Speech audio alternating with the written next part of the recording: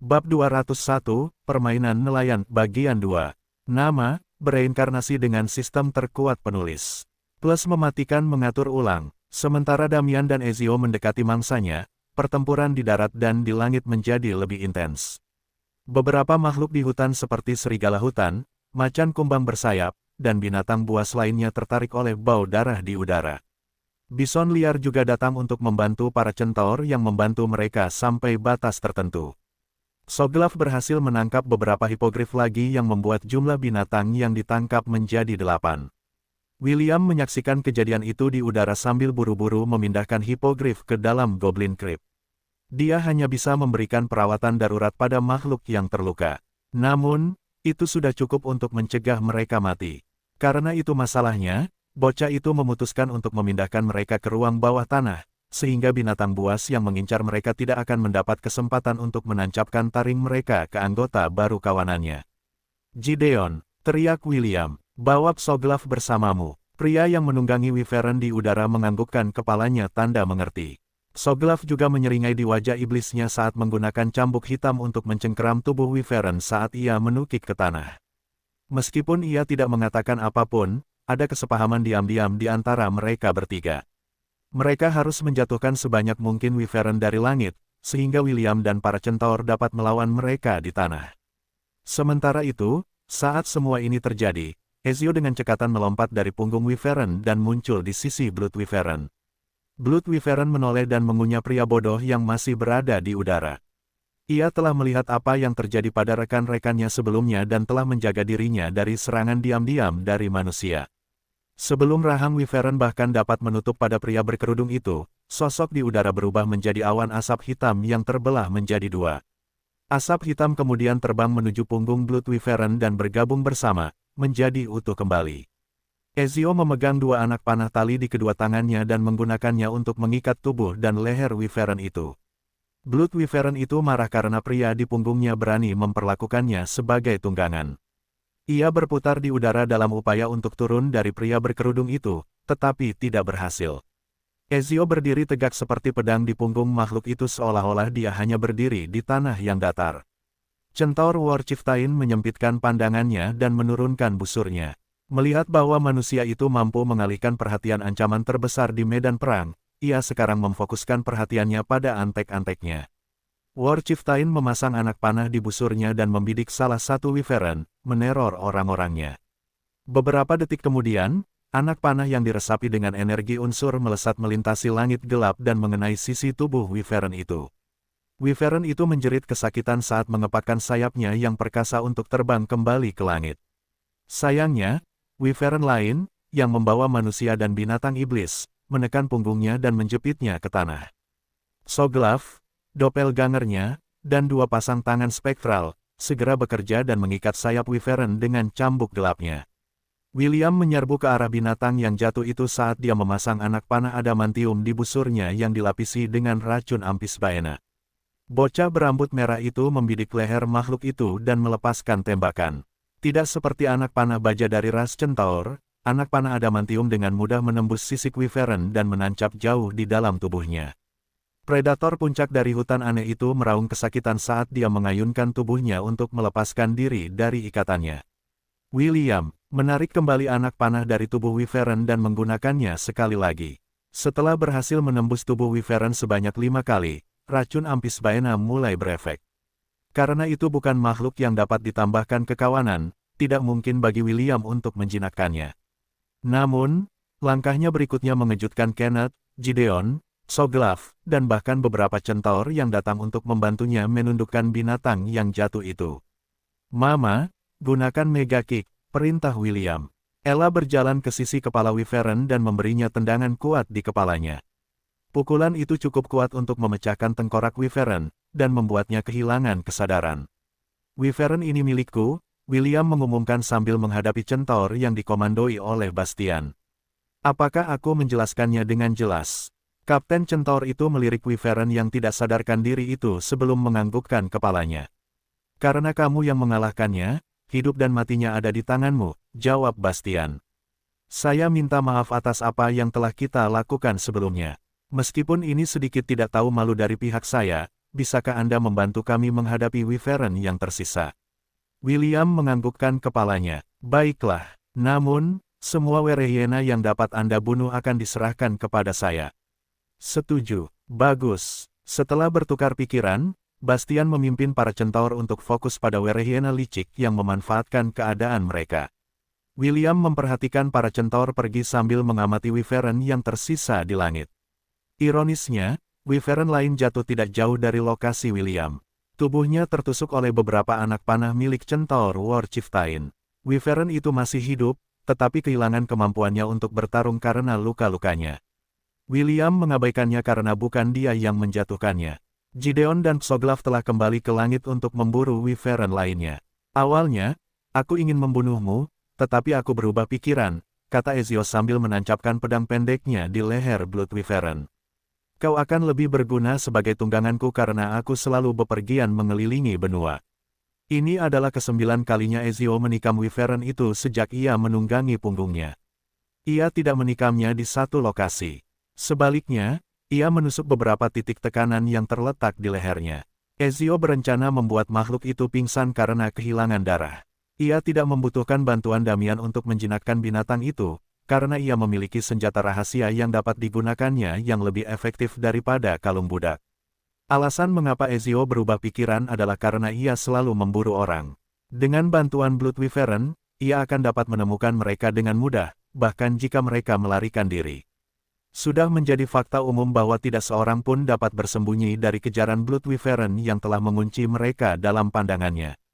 Tak lama kemudian, Blood Wyvern terpaksa mendarat. Makhluk itu tidak mau mati dan terpaksa mengakui bahwa lawannya lebih kuat darinya. Sama seperti manusia, binatang buas juga mengikuti yang kuat. Meskipun makhluk ajaib itu adalah binatang buas 100 tahun, ia tetap memilih untuk tunduk daripada mati seperti anjing. Aku akan memberimu dua pilihan. Yang pertama adalah memakan apel ini di tanganku, perintah Ezio. Pilihan kedua adalah kau ditusuk 3 kali lagi, sebelum kau memakan apel ini di tanganku. Jadi, apa pilihanmu? Blood Wyvern menangis terseduh-seduh karena tuan yang dikenalinya tidak hanya lebih haus darah daripada dirinya, tetapi juga lebih licik daripada dirinya. Dengan pekikan tanda menyerah, ia membuka rahangnya dan membiarkan Ezio melemparkan apel emas itu ke dalam mulutnya. Begitu apel itu masuk ke mulut Blood Wyvern, apel itu berubah menjadi pasta cair yang langsung diserap oleh tubuhnya. Di bawah tatapan tajam Ezio, luka-luka Blood Wyvern sembuh dengan cepat. Semenit kemudian, ia sekali lagi mengepakkan sayapnya untuk terbang ke langit. Puji syukur kepada Dewi Lulu, gumam Ezio. Jika William mendengar kata-kata guru keempatnya, dia akan menatapnya dengan cara yang aneh. Tidak pernah dalam mimpinya yang terliar dia menganggap bahwa pria yang telah mengakhiri banyak nyawa itu adalah pengikut setia Dewi Apel yang pernah mencoba memaksa William untuk menandatangani kontraknya. Setelah melihat pemimpin mereka menyerah kepada musuh, para Wyvern yang tersisa mencoba melarikan diri, tetapi William memohon kepada Ezio untuk tidak membiarkan satu pun dari mereka melarikan diri. Guru keempat, William hendak mengabaikan permintaan tak tahu malu anak laki-laki itu. Namun, kalimat tunggal William membuat pria berkerudung itu mempertimbangkan kembali. Kakek mungkin membutuhkan para Wyvern ini sebagai persiapan untuk perang yang akan datang. Dengan kalimat tunggal itu, Ezio menggunakan penindasan Blood Wyvern untuk membuat anggota Weir-nya tunduk. Catatan penulis, Weir adalah istilah yang digunakan untuk merujuk pada sekelompok Wyvern. William hampir tertawa terbahak-bahak saat melihat semua Wyvern berhenti melawan. Mereka semua mendarat di tanah dan berlutut di depan Blood Wyvern yang sekarang menjadi peliharaan Tuan keempat William. Para Wyvern melirik Wyvern yang tidak sadarkan diri yang menyedihkan yang telah ditendang di kepala dan menggigil ketakutan. Mereka tidak ingin mengalami nasib yang sama dan memutuskan untuk menuruti manusia berambut merah itu agar tidak terluka. Psoglaf bersiul saat menangkap mangsanya. Dia menatap William dengan tatapan sinis seolah-olah dia sedang melihat wanita cantik telanjang yang siap disantap. Bolehkah aku memakan Wyvern yang ditendang di kepala ini? Psoglaf memutuskan untuk menjadi tidak tahu malu. Bagaimana kalau kita mengubah beberapa ketentuan kontrak? Memiliki mitra bisnis sepertimu adalah hal yang baik. William memutar matanya ke arah anjing iblis yang tidak tahu malu itu. Bagaimana mungkin dia memberinya Wyvern untuk dimakan? Ia hanya akan melakukan itu jika seekor keledai menendang kepalanya. Aku butuh Wyvern sebagai tunggangan untuk salah satu kaptenku, jawab William. Sisa Wyvern ini akan pergi ke kampung halamanku untuk menjadi pembela. Saat William mengucapkan kata-kata itu, ia menuangkan ramuan penyembuhan kelas atas pada benjolan bengkak di kepala Wyvern yang menyedihkan itu lalu membiarkannya meminum sisanya. 5 menit kemudian, Wyvern itu sadar kembali dan meraung dengan ganas. Ia kemudian menatap William dengan mata penuh kebencian dengan maksud mencabik-cabiknya. Namun, sebelum ia sempat membalas dendam, sebuah jeritan teguran terdengar di telinganya. Wyvern yang baru pulih itu menoleh dan melihat Blood Wyvern menatapnya dengan ekspresi, "Tenangkan dadamu, bro." Makhluk yang bingung itu mengamati sekelilingnya dan melihat saudara-saudaranya semua berlutut di tanah. Setelah melihat pemandangan ini, tatapannya sekali lagi tertuju pada William. Half-elf itu menoleh ke arah Wyvern dengan senyum menyegarkan yang berteriak, "Aku tahu aku tampan, jadi jangan terlalu banyak menatap, atau aku mungkin akan merasa malu." Wyvern adalah makhluk yang sangat cerdas. Karena pemimpinnya telah menyerah, ia juga memilih untuk menyerah, meskipun dengan enggan. "Berapa banyak hipogrif yang kita tangkap semuanya?" William menoleh untuk bertanya pada Kenneth yang tampak lembut yang berdiri di sampingnya. "Termasuk yang ada di perkemahan kita, totalnya ada 24, jawab Kenneth. Teman sekamar William masih memiliki ekspresi tercengang di wajahnya. Meskipun ia telah menyaksikan semua yang terjadi sejak awal, ia masih tidak dapat mempercayainya. Sekali lagi, penilaiannya terhadap bocah berambut merah itu meningkat ke tingkat yang lebih tinggi. Tidak dapat dipercaya, pikir Kenneth. Jika saja para tetua klanku dapat melihat pemandangan ini, mereka pasti akan mengubah pendapat mereka tentang William. William tidak tahu apa yang dipikirkan Kenneth karena ada hal lain dalam pikirannya. Dia hanya berhasil menangkap 24 hipogrif yang berarti dia masih kurang 12 dari tujuannya. Dia mengamati para hipogrif yang berdiri di samping alpa mereka yang datang sebagai bala bantuan bagi para centaur. Mereka semua melihat ke arah Wyvern dengan hati-hati. Saat itulah sebuah ide muncul di dalam kepala bocah itu. William tersenyum jahat saat dia melihat alpa hipogrif yang berdiri di depan kawanannya. Ketika alpa itu melihat senyum William, tubuhnya menggigil tanpa sadar. Dia punya firasat bahwa bocah berambut merah itu sedang berbuat jahat. William berjalan dengan angkuh di depan Alpha of the Heart dan memberinya senyuman yang akan membuat semua penagih utang malu. "Aku butuh 12 anggota kawananmu lagi," kata William sambil tetap tersenyum seperti pebisnis di wajahnya. "Kalian punya dua pilihan. Biarkan aku memilih 12 hipogrif dan kita semua bisa kembali ke perkemahan dan beristirahat, atau kalian akan memberiku 12 anggota kawanan kalian dan kita semua bisa kembali ke perkemahan dan beristirahat. Apa yang ingin kalian pilih?" Sebelum Alpha sempat menjawab, semua Wyvern berteriak serempak. Tatapan tajam Blood Wyvern tertuju pada Alpha of the Heart, dan membuat yang terakhir itu mundur selangkah tanpa sadar. Kemudian ia kembali menatap half-elf yang tersenyum di depannya dan menundukkan kepalanya tanda menyerah. Tanda hubung tanda hubung tanda hubung tanda hubung tanda hubung. Para siswa yang saat ini dijadwalkan untuk tugas malam segera membunyikan alarm. "Bangun, Wyvern mendekati kita," salah satu siswa berteriak ngeri. "Bersiaplah untuk membela diri." Setelah mendengar alarm, semua anggota Amorian War Sovereign, begitu juga Cid dan Aerith, segera meninggalkan tenda mereka dengan senjata di tangan. Semua dari mereka memasang ekspresi muram di wajah mereka saat melihat lebih dari selusin Wyvern menuju lokasi mereka. Wyvern itu dipimpin oleh seekor Wyvern yang sedikit lebih besar dari yang lain. Meskipun gelap, aura yang dipancarkannya membuat tubuh anak-anak tanpa sadar menggigil. "Kita tamat." Itulah pikiran kolektif semua orang di perkemahan. Bahkan Dev, yang duduk di belakang Griffon, tidak dapat menahan perasaan bahwa situasi mereka saat ini sangat mengerikan. Tubuh Griffon sangat tegang dengan sayapnya yang terbuka lebar. Rencananya adalah melarikan diri bersama Dev saat para Wyvern memulai serangan ke perkemahan. Tidak mungkin dia bisa melawan Wyvern sebanyak itu sendirian, terutama saat musuh berada satu level di atas pangkatnya. Tepat ketika semua orang mengira bahwa mereka akan pergi ke alam baka, Blood Wyvern mendarat setidaknya 200 meter dari lokasi mereka. Wyvern lainnya juga mendarat beberapa meter dari perkemahan, yang mengejutkan para remaja yang telah memutuskan untuk bertarung sampai mati. "Tenanglah, semuanya," sebuah suara yang familiar berteriak di kejauhan. "Wyvern ini ada di pihak kita. William, Ella, Kenneth, bersama dengan Damian dan Gideon berjalan menuju perkemahan dengan ekspresi tenang. "Maaf jika kami membuatmu takut," kata William setelah dia memasuki perkemahan dan melepaskan tudung dari kepalanya. "Mereka yang bertugas jaga, kembalilah ke pos kalian. Mereka yang perlu istirahat, kembalilah untuk beristirahat." Bertentangan dengan perintah William, tidak ada seorang pun di perkemahan yang bergerak dan hanya menatapnya dengan ekspresi serius. "Komandan, apa yang terjadi?" tanya Priscilla, karena dia adalah perwira berpangkat tertinggi setelah William. Dia pikir akan lebih baik untuk bertanya apa yang sedang terjadi. "Kami berjalan-jalan di hutan dan bertemu dengan para Wyvern yang ramah ini," jawab William. "Setelah melihat betapa tampan dan mengagumkannya aku, mereka memutuskan untuk menemaniku kembali ke kampung halamanku." Semua orang di perkemahan, termasuk para Wyvern, memandang William dengan jijik. Mereka semua memikirkan hal yang sama. "Siapa yang akan percaya cerita omong kosongmu?" William dengan santai mengibaskan rambutnya sambil menatap bulan-bulan di kejauhan. "Aku sangat tampan sehingga bahkan para Wyvern ingin menjadi temanku." Para anggota Amorian War Sovereign sudah terbiasa dengan narsisme William, jadi mereka dapat mengabaikan kata-katanya.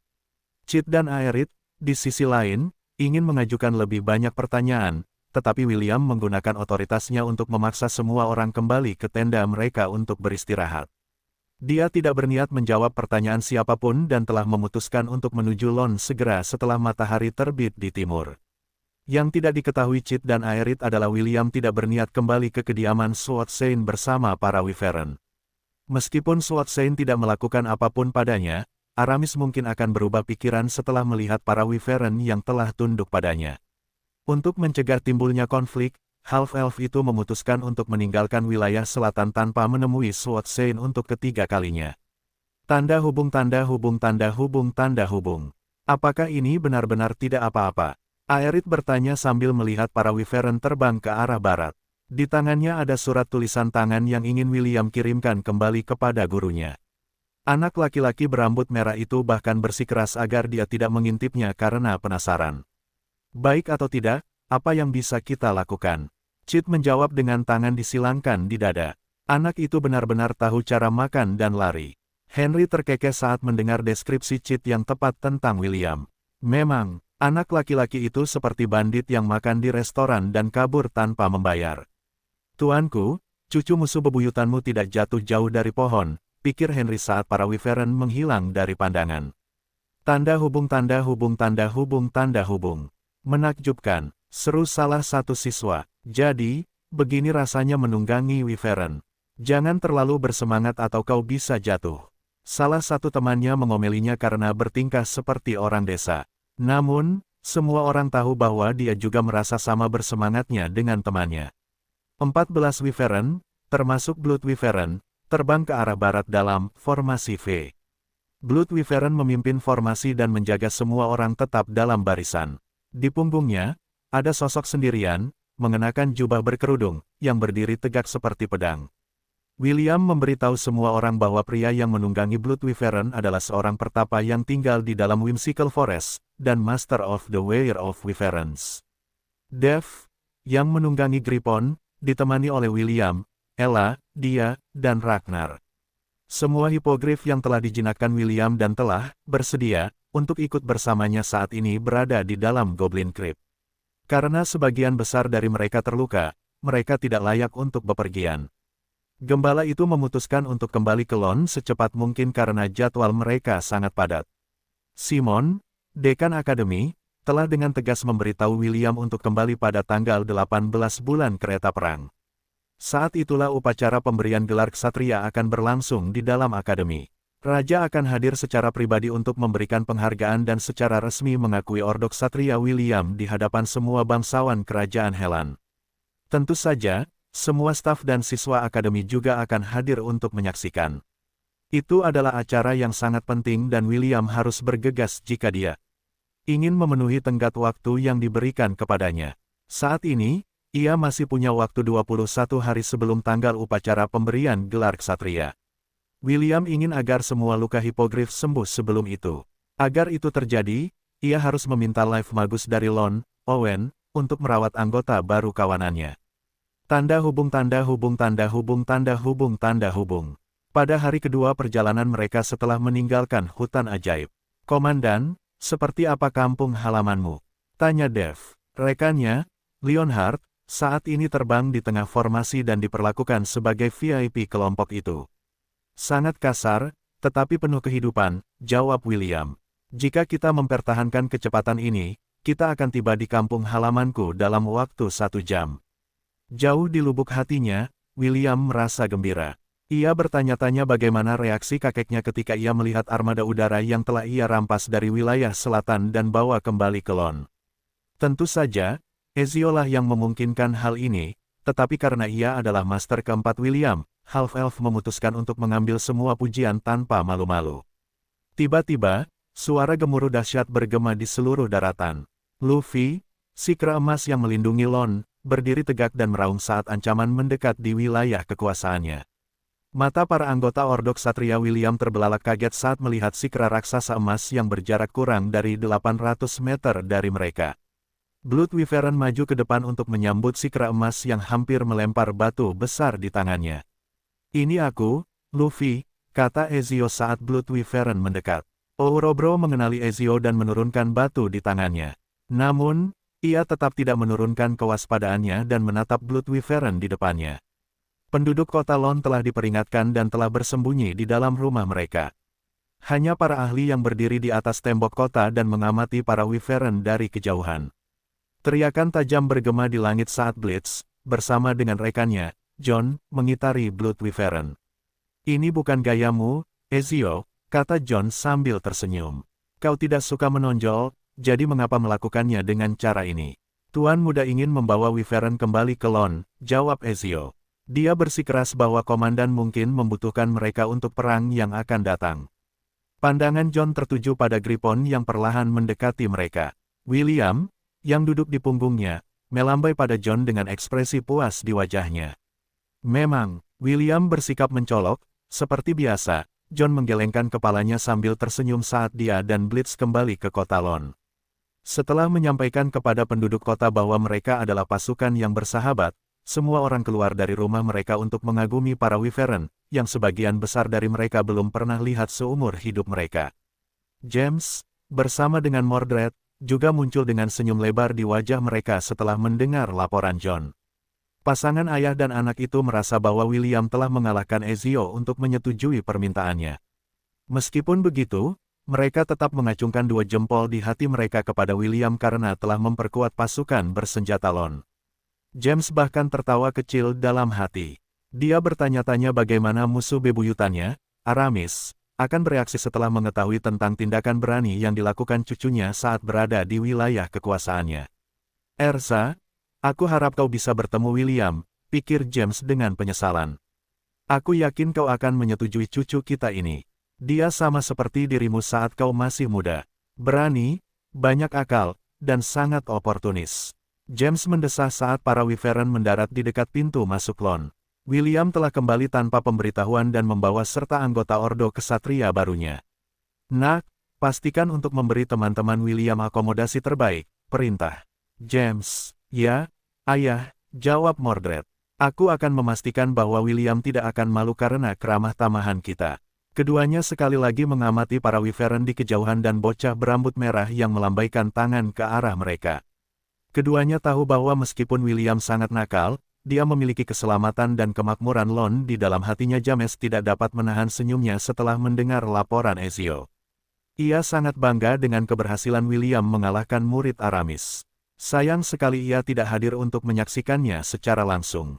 Jika ia ada di sana, ia mungkin tidak akan dapat menahan diri untuk tidak menyombongkan diri dan membuat jengkel saingan cintanya itu hingga mereka berdua bertengkar. Tetap saja, cucuku benar-benar menarik bagi gadis-gadis cantik, kata James sambil tersenyum. Nona muda Priscilla itu tidak seburuk itu. Kurasa tuan muda hanya menganggapnya sebagai bawahan, jawab Ezio. Ia tidak menunjukkan hal yang tidak biasa saat berurusan dengannya. Semuanya cukup formal. James mengusap dagunya sambil merenungkan sesuatu dalam benaknya. Bagaimana dengan gadis itu, Wendy? Apakah hubungan mereka sudah membaik? Tanya James. Mereka berada di tahap apa sekarang? Apakah cucuku berhasil menduduki base pertama?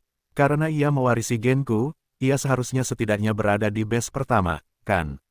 Untungnya, Ezio mengenakan tudung kepala dan James tidak dapat melihat ekspresi kaku di wajahnya. Dia bukan tipe yang suka bergosip tentang kehidupan cinta pribadi William, tetapi dia tetap enggan menjawab pertanyaan tuannya. Meskipun aku tidak yakin 100%, kurasa tuan muda memberikan perlakuan khusus pada Lady Wendy, jawab Ezio sambil menata pikirannya. Putra angkat tuan, Thor, saat ini berada di bawah asuhan nona muda. Mereka terkadang menghabiskan waktu bersama, tetapi paling-paling mereka hanya berpegangan tangan. Begitu, James mengangguk. Bagaimana hubungannya dengan teman-temannya? Dengan ST dan anak laki-laki menarik bernama Ian itu. Apakah mereka masih berselisih? Tuan muda memiliki hubungan yang sangat baik dengan ST. Mereka biasanya makan siang bersama dan membahas latihan bersama antara divisi kelas bela diri dan kelas sihir, lapor Ezio. Adapun Ian, ya, mereka berdua masih berselisih satu sama lain, yang menurutku sangat aneh. Selalu Ian yang berinisiatif untuk mengejek tuan muda setiap kali mereka bertemu. James terkekeh saat mendengarkan laporan Ezio. Semenit kemudian, senyumnya menghilang saat dia mengajukan pertanyaan lain. Bagaimana dengan anak itu, Kenneth? Apakah kau mengonfirmasi bahwa dia datang dari tempat itu?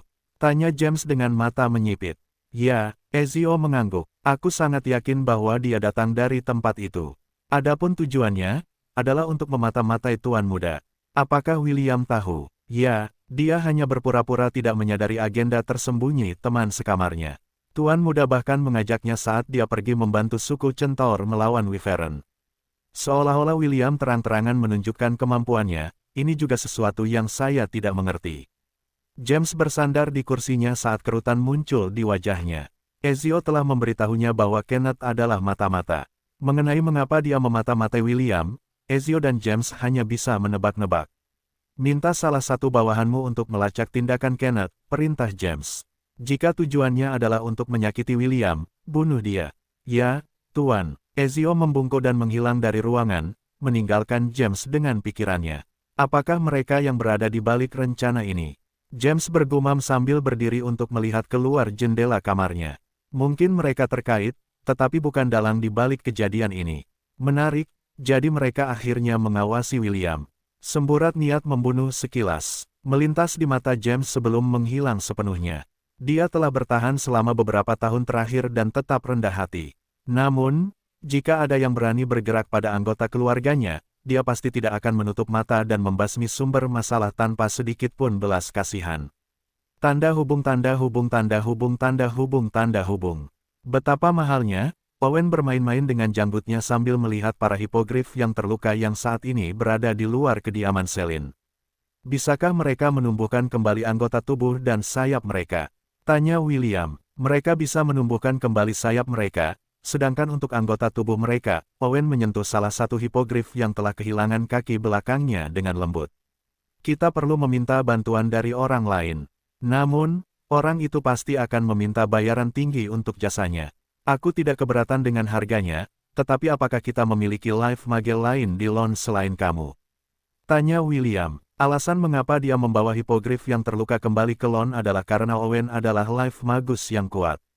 Dia berharap lelaki tua itu akan mampu mengembalikan makhluk-makhluk itu ke kondisi puncak mereka untuk dapat terbang di langit sekali lagi. Siapa bilang hanya life mage dan klerik yang pandai menyembuhkan?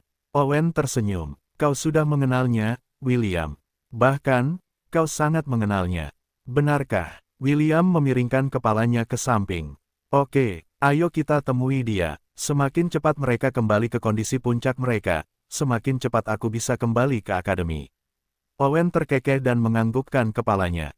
Dia kemudian membawa William ke salah satu ahli paling terkenal di Lon dan itu tidak lain adalah tanda hubung tanda hubung tanda hubung tanda hubung tanda hubung. Begitu, kau datang ke orang yang tepat. Jekyll menyeringai lebar pada William. Menumbuhkan kembali dan memotong anggota tubuh adalah keahlianku. Wajah William menegang saat dia menghadapi satu-satunya dokter gigi di Lon. Ini adalah satu-satunya orang yang persepsinya yang ditingkatkan ditetapkan sebagai keberadaan paling menakutkan di kampung halamannya. Jadi, berapa banyak hipogrif yang sedang kita bicarakan? Jekyll bertanya. Karena mereka adalah binatang ajaib, dibutuhkan ramuan generasi yang sangat kuat untuk meregenerasi anggota tubuh mereka. 24, jawab William. Ia memperhatikan dengan saksama reaksi dokter gigi yang dulu hampir menjadi instrukturnya. Stok ramuan regenerasiku tidak akan cukup. Paling-paling, aku hanya bisa memperbaiki 4 saja. Jekyll merenung keras-keras. Namun, karena kau sudah di sini, masalahnya selesai. Jekyll meletakkan tangannya di bahu William yang membuat half-elf narsis itu bergidik. Bahan utama ramuan generasi itu adalah darah troll, kata Jekyll sambil mempertahankan senyum sempurna di wajahnya. Namun, troll biasa tidak bagus. Bawakan aku troll gunung. Darah mereka memiliki kualitas generasi yang lebih kuat. Akan lebih baik jika mereka ditangkap hidup-hidup, sehingga kita bisa memiliki persediaan darah troll yang tidak terbatas. Dokter gigi itu menepuk tangannya seolah-olah baru menyadari sesuatu. Ini akan menjadi harga untuk membantumu menumbuhkan kembali anggota tubuh hipogrif, kata Jekyll. Tangkap sebanyak mungkin troll. Semakin banyak, semakin meriah. Jekyll bahkan tidak menunggu balasan William saat ia dengan ramah menyuruhnya pergi. Saat ini ia sedang melakukan eksperimen, dan ia tidak ingin diganggu. Dokter gigi hanya membuat pengecualian karena William adalah cucu James. Setelah pintu ditutup tepat di depan hidungnya, William menoleh untuk melihat Owen yang menyeringai bersandar di pohon. Apakah berjalan lancar? Tanya Owen. Ia memintaku untuk menangkap troll gunung, jawab William. Darah troll, Owen merenung. Begitu, itu adalah bahan utama ramuan regenerasinya.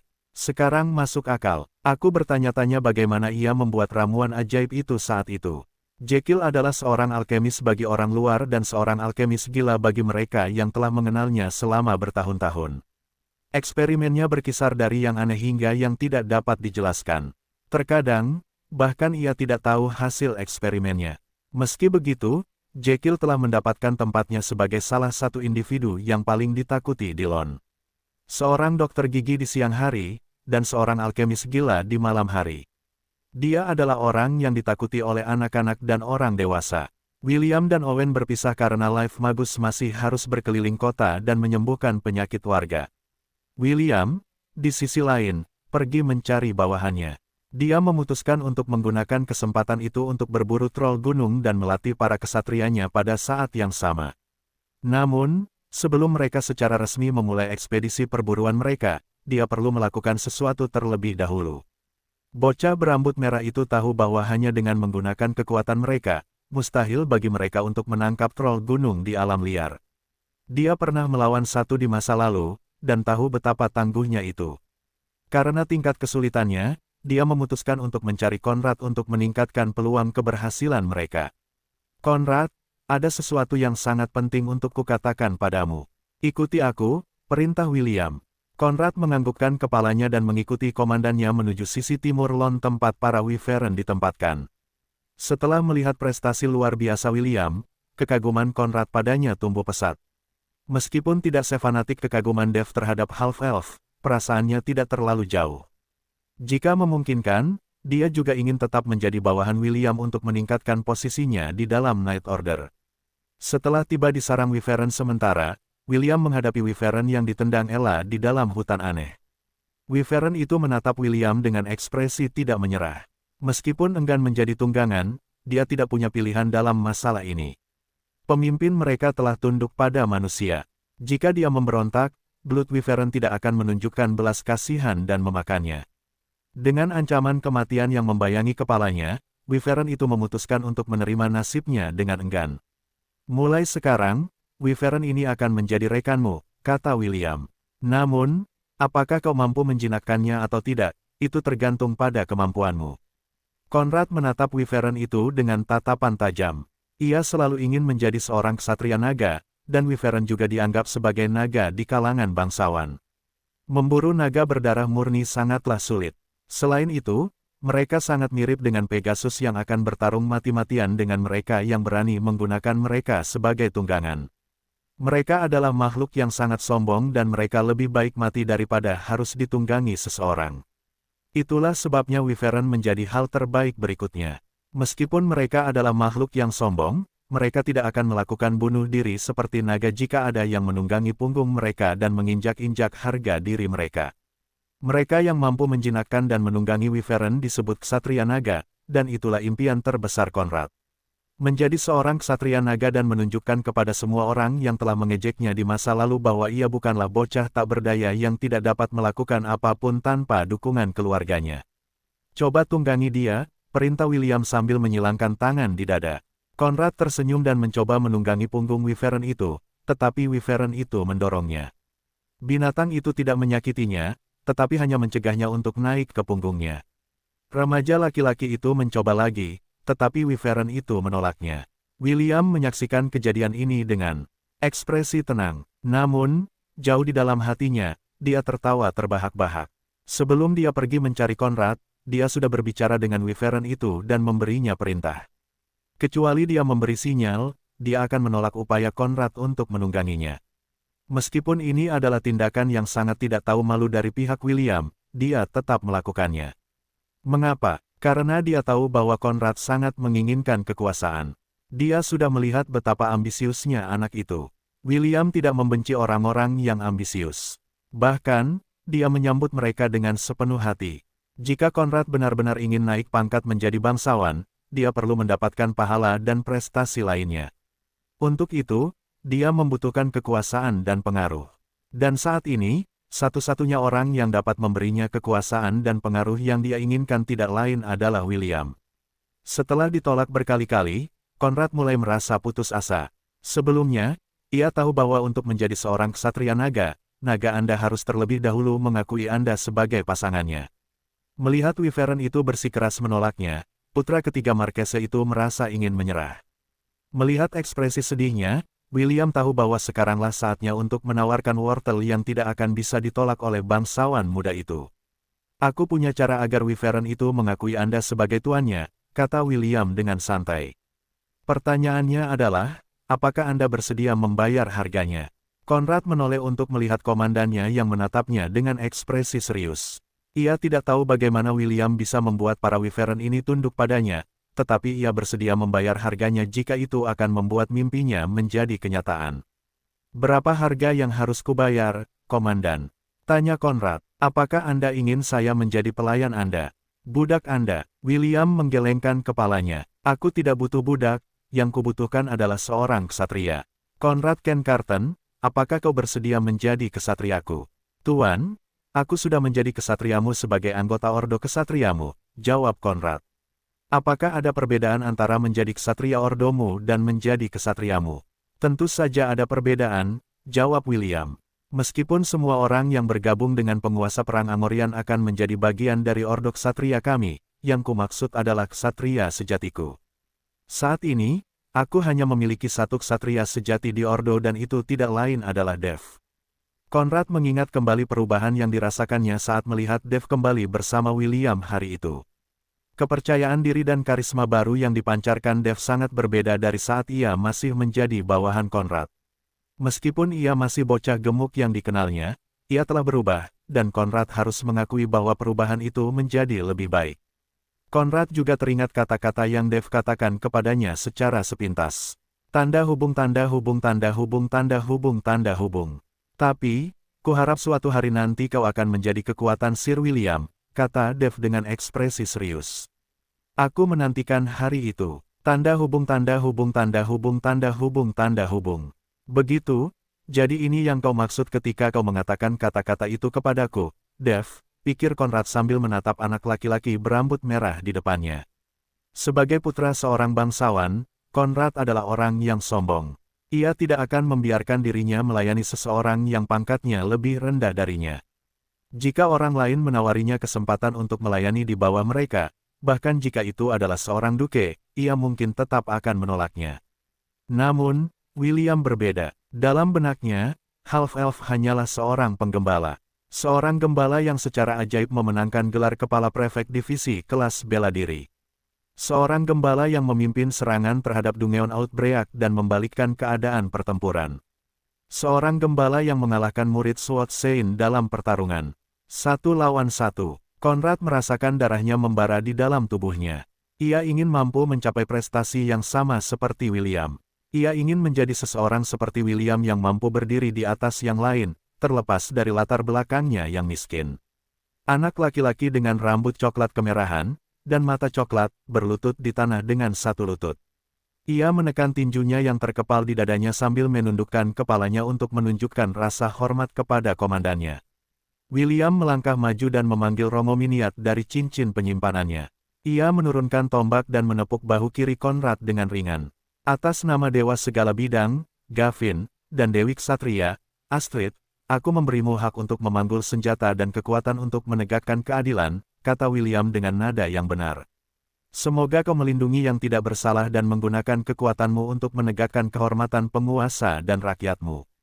Tombak itu bersinar sekali seolah-olah menguatkan kata-kata William.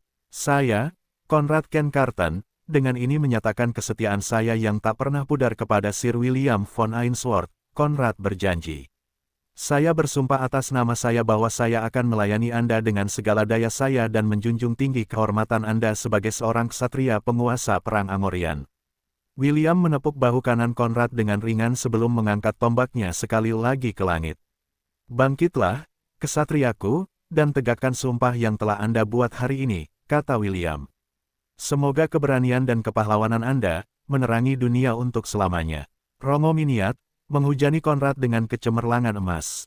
Bidak catur raja di dalam laut kesadaran William juga bersinar 3 kali sebelum kembali ke keadaan normalnya. Sama seperti yang terjadi ketika ia mengangkat Dev menjadi ksatria, serangkaian kata muncul di halaman status William. Bahasa Indonesia, *2 tanda hubung tanda hubung tanda hubung tanda hubung tanda hubung. Kurang dari Second Night of the Angorian War Sovereign telah terdaftar lebih besar dari. Kurang dari nama, Conrad Ken Carton lebih besar dari. Kurang dari pemberian gelar Knight. Lebih besar dari. Kurang dari gelar yang sesuai ditemukan. Lebih besar dari. Kurang dari Conrad Ken Carton, Dragon Knight of War lebih besar dari. Tanda hubung tanda hubung tanda hubung tanda hubung tanda hubung. Nama, Conrad Ken Carton. Ras, manusia. Poin kesehatan, 12.000 per 12.000. Mana, 3.000 per 3.000. Kelas pekerjaan bergengsi, Dragon Knight of War, Lul 1. Kurang dari kekuatan, 40 plus 10 lebih besar dari. Kurang dari kelincahan, 40 plus 10 lebih besar dari. Kurang dari vitalitas, 50 plus 10 lebih besar dari. Kurang dari kecerdasan, 20 plus 10 lebih besar dari. Kurang dari kecekatan, 40 plus 10 lebih besar dari. Keahlian, Duel X, Union of Men and Beasts. Taktisian, Dragon Discharge, Shield Boomerang, Dragon Meteor. Judul, Ksatria Naga. Kurang dari Ksatria Naga lebih besar dari. Saat menunggangi naga, semua statistik meningkat sebesar 100%. Mobilitas udara meningkat sebesar 150%.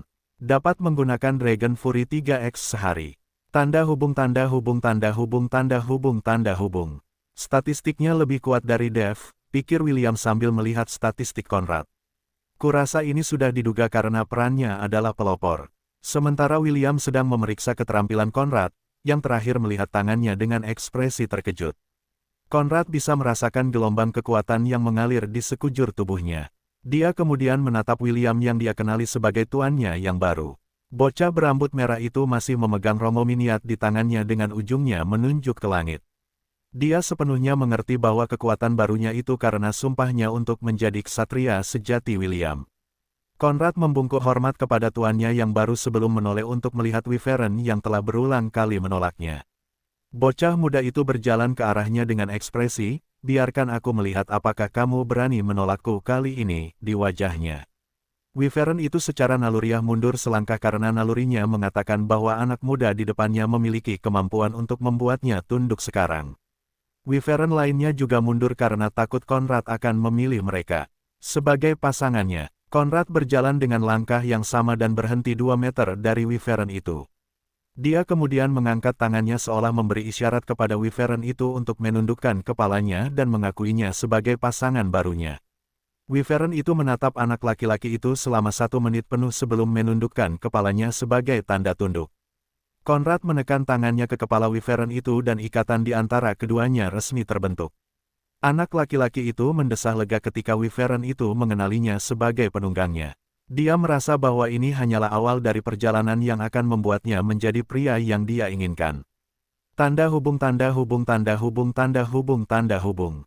Dev, yang sedang mengusap tubuh berburu pasangannya, melihat ke arah timur. Dia merasakan fluktuasi kekuatan sihir yang terasa familiar. Sebuah kesadaran tiba-tiba muncul di benaknya yang membuatnya tersenyum. Akhirnya kau membuat keputusan, gumam Dev saat suara jeritan keras bergema dari bagian timur Lon. Seekor wyvern mengepakkan sayapnya yang perkasa dan terbang tinggi ke langit. Di punggungnya ada seorang remaja laki-laki yang menatap dunia di sekitarnya dengan tatapan penuh tekad. Karena keduanya terhubung dengan keterampilan, Union of Man and Beast, Conrad mampu menunggangi wyvern tanpa pelana khusus. Keduanya melakukan aksi udara yang luar biasa di udara yang membuat kagum anak-anak yang melihatnya dari tanah. Beberapa dari mereka bahkan bersorak saat wyvern itu terbang di atas kepala mereka. William menyaksikan kejenakaan Conrad dengan senyum di wajahnya. Dengan tambahan ksatria naga barunya di pasukan bersenjatanya, keberhasilan perburuan troll gunung meningkat secara dramatis. Tanda hubung tanda hubung tanda hubung tanda hubung.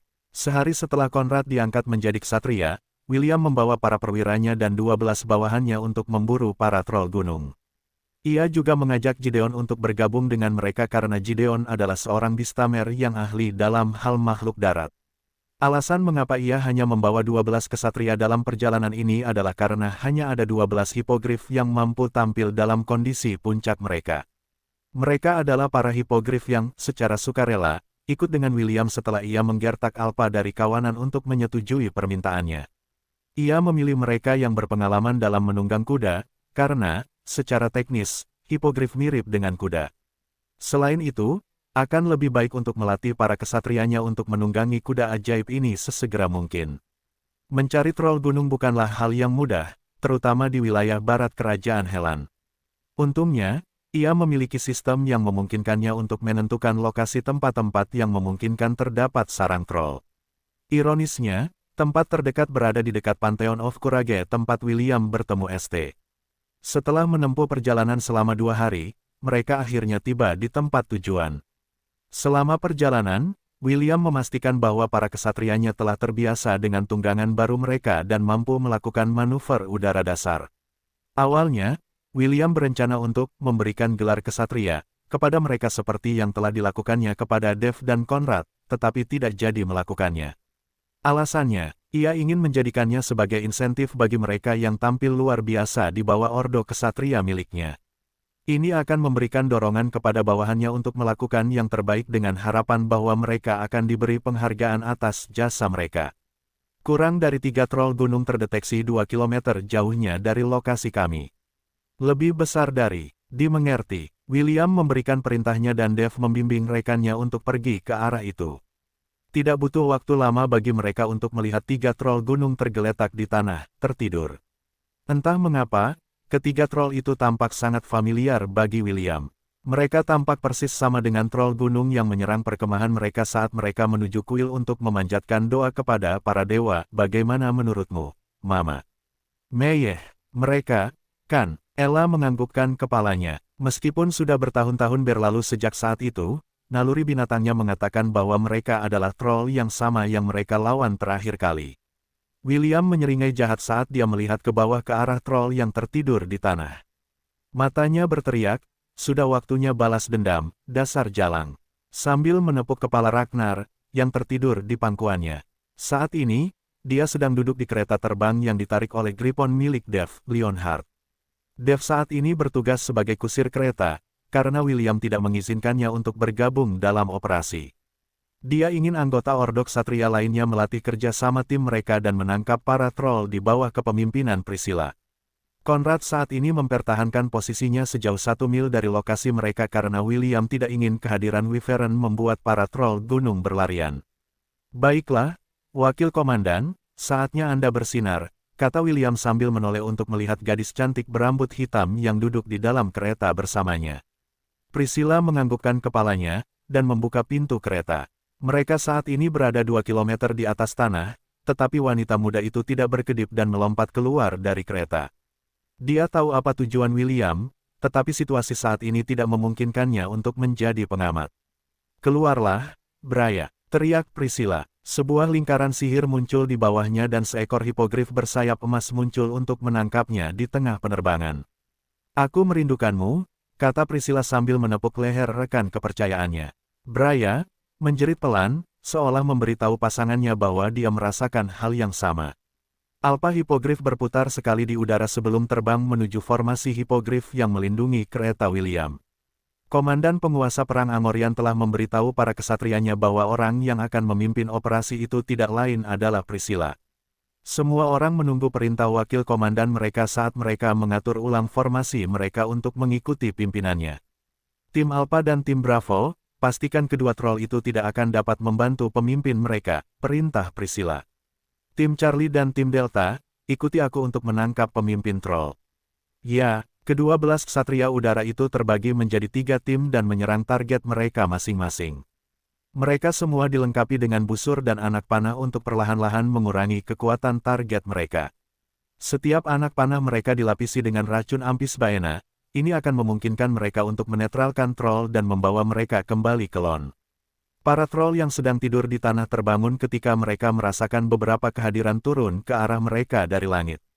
Pemimpin troll gunung itu mengeluarkan raungan keras untuk mengintimidasi para pendatang baru, tetapi semua itu sia-sia. Priscilla membidik saat dia mendekati target mereka. Tembak sesuka hati. Selusin anak panah melesat keluar secara berurutan dan mendarat di target masing-masing. Meskipun tidak semuanya pemanah berpengalaman seperti Priscilla, sangat sulit untuk meleset saat Anda membidik sesuatu yang sebesar bukit kecil dari jarak kurang dari 100 meter. Tubuh para troll itu cukup keras dan sebagian besar anak panah memantul tanpa membahayakan dari kulit mereka. Hanya pemanah khusus, seperti Priscilla, yang mampu menembus pertahanan mereka menggunakan teknik yang telah mereka kuasai dari waktu ke waktu. William dan Ella, yang menyaksikan pertempuran dari udara, mengamati gaya bertarung Priscilla dengan saksama. Mereka dapat, dengan mudah mengetahui bahwa si cantik berambut hitam itu cukup terbiasa dengan pertempuran udara saat menunggangi tunggangan. Sangat disayangkan bahwa keterampilan penilaianku tidak berhasil pada orang, pikir William. Meski begitu, aku yakin bahwa Priscilla adalah sejenis aerial cavalier. Memiliki Alpha Hippogriff sebagai tunggangan bukanlah sesuatu yang bisa dilakukan oleh seorang pemula. William sudah punya firasat bahwa wakil prefeknya bukanlah orang yang sederhana. Ella sudah memberitahunya bahwa Priscilla mungkin punya rencana tersembunyi saat dia bergabung dengan Helen Royal Academy. Dia bukan teman, maupun musuh, dan William masih belum tahu apa tujuannya. Meski begitu, ada satu hal yang dia yakini dan itu adalah gadis yang memimpin operasi itu adalah pemimpin yang sangat cakap.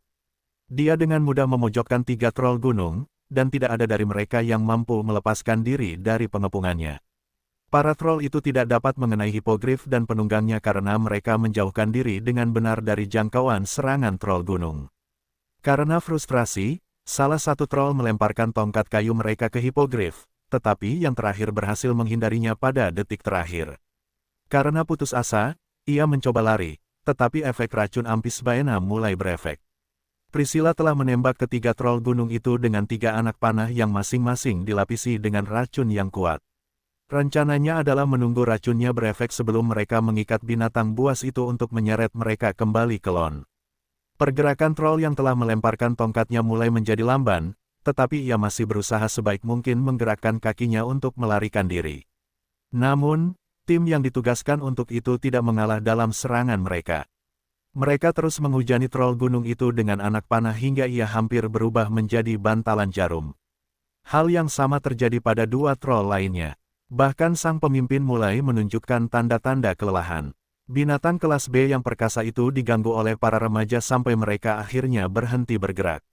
2 orang siswa merasa bahwa situasi sudah di bawah kendali mereka dan memutuskan untuk mengamati lebih dekat. Tidak, jangan dekati mereka, teriak Priscilla. Kembalilah ke formasi kalian. Pada saat itulah, para troll yang ditundukkan, mulai bergerak. Pemimpin troll dan antek-anteknya hanya bertindak seolah-olah mereka telah sepenuhnya menyerah pada racun, tetapi hanya berpura-pura mati untuk memberikan serangan kejutan kepada anak-anak yang menyerang mereka. Dengan raungan yang dahsyat, kedua troll itu berdiri dari tanah dan menghantamkan tongkat kayu mereka ke arah anak-anak bodoh yang berani berada dalam jangkauan serangan mereka. Para Hippogriff menjerit saat mereka mengepakkan sayap mereka untuk dengan paksa mendapatkan ketinggian dan menghindari pukulan penuh kebencian dari troll gunung, tetapi sudah terlambat. Seni Perang Dewa Petir, bentuk pertama. Terangi dunia, Rongo Miniat. Seberkas cahaya yang menyilaukan turun dari langit dan benar-benar melenyapkan lengan para troll gunung yang memegang tongkat kayu.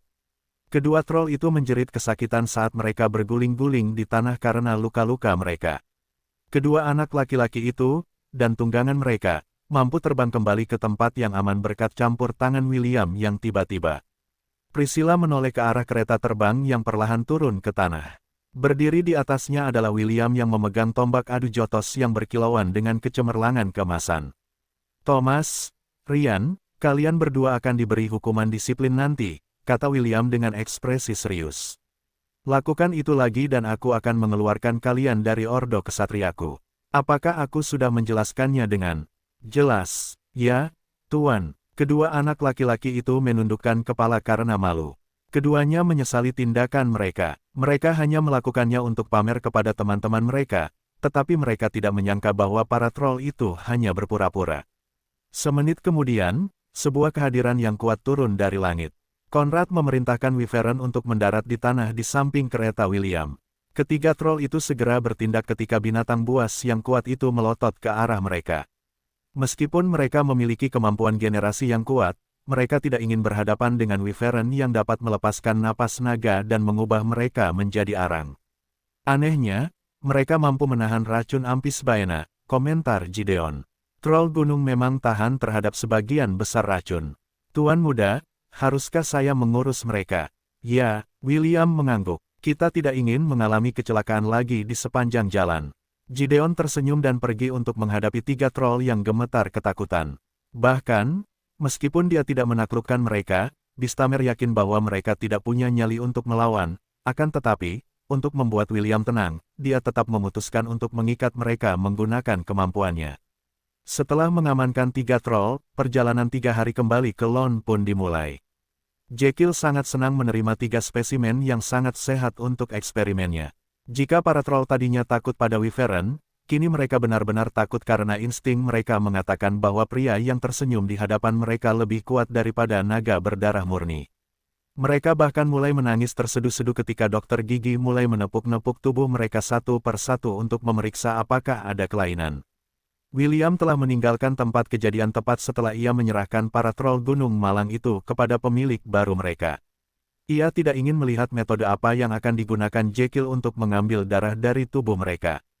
Tanda hubung tanda hubung tanda hubung tanda hubung tanda hubung. Keesokan harinya, Jekyll secara pribadi mengirimkan 36 ramuan generasi kepada William. Ia tinggal untuk menyaksikan para hipogrif menumbuhkan kembali anggota tubuh mereka, karena ia tidak yakin apakah dosisnya cukup untuk binatang ajaib. Untungnya, ramuan itu bekerja dengan sempurna dan semua hipogrif akhirnya memperoleh kesempatan hidup baru. Setengah hari kemudian, ia mengumpulkan semua anggota Angorian War Sovereign dan menganugerahi masing-masing satu hipogrif. Rakyat jelata di antara kelompok itu tersenyum lebar karena mereka tidak percaya bahwa mereka akan menjadi Aerial Knights. Kita tidak punya banyak waktu lagi sebelum kembali ke ibu kota, William mengumumkan. Aku memberi kalian semua tepat 1 minggu untuk mempelajari dasar-dasar tentang cara menunggangi rekan baru kalian dengan benar. Kemudian kita akan kembali ke akademi untuk upacara resmi Ordo Kesatria kita.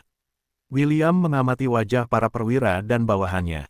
Kalian akan berada di bawah pengawasan raja, para bangsawan, serta rekan-rekan kita di akademi. Ingat ini, kesan pertama adalah yang paling penting. Kita harus memberi mereka pertunjukan yang pantas dengan pangkat kita sebagai anggota Angorian War Sovereign. Ya, para anggota Ordo Kesatria William menjawab serempak. Bocah berambut merah itu tersenyum sambil menganggukkan kepalanya.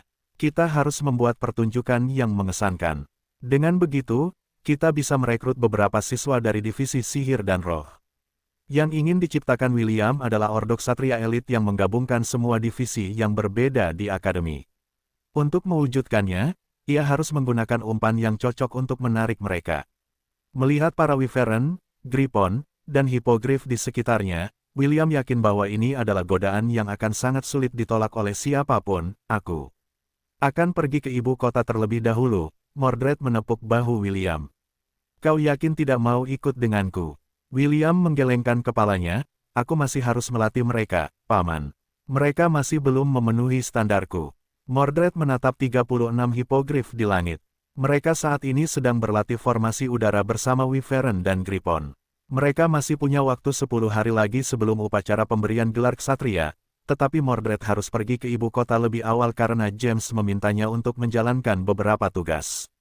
Dia juga akan berada di sana untuk menyaksikan raja secara resmi menganugerahkan jabatan komandan kepada William karena semua bangsawan diharuskan menghadiri upacara tersebut. Ini adalah cara raja untuk memberitahu semua orang tentang kelahiran Ordok Ksatria yang baru dan memberi mereka kesempatan untuk melihat William. Dengan cara ini, mereka akan mengenalinya saat dia mengunjungi wilayah mereka selama misi resmi. Jangan khawatir, Paman, jawab William. Kami akan hadir di sana untuk upacara tersebut.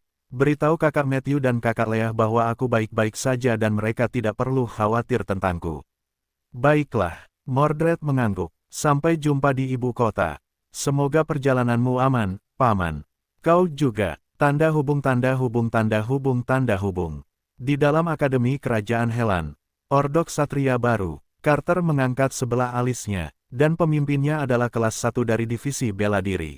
Ya, Profesor, seorang wanita muda cantik berambut coklat menjawab sambil tersenyum. 10 hari dari sekarang, upacara penobatan ksatria akan diadakan di sini, di Akademi. Raja juga akan hadir. Menurut rumor, pemimpin Ordok Ksatria adalah kepala prefek kelas bela diri tahun pertama saat ini, komentar sahabat wanita muda cantik itu. Namanya William von Ainsworth dan dia adalah half-elf. Menarik, Carter tersenyum pada dua wanita muda yang saat ini berada di dalam kamar tidurnya. Setelah Dungeon Outbreaks berhasil diatasi, akhirnya dia punya waktu untuk memurnikan beberapa permen untuk murid-murid kelas 3 divisi sihir. Dua gadis di dalam kamarnya telah memakan permennya selama lebih dari sebulan. Sebagai penyihir, mereka memiliki ketahanan alami terhadap mantra tertentu, jadi Carter yakin bahwa dosis mereka saat ini tidak cukup baginya untuk mengendalikan pikiran mereka sepenuhnya. Namun, kedua gadis ini sangat menyukainya saat mereka melihatnya di akademi. Mereka telah mendekati instruktur yang sangat populer dan cakap yang memiliki masa depan cerah di depannya.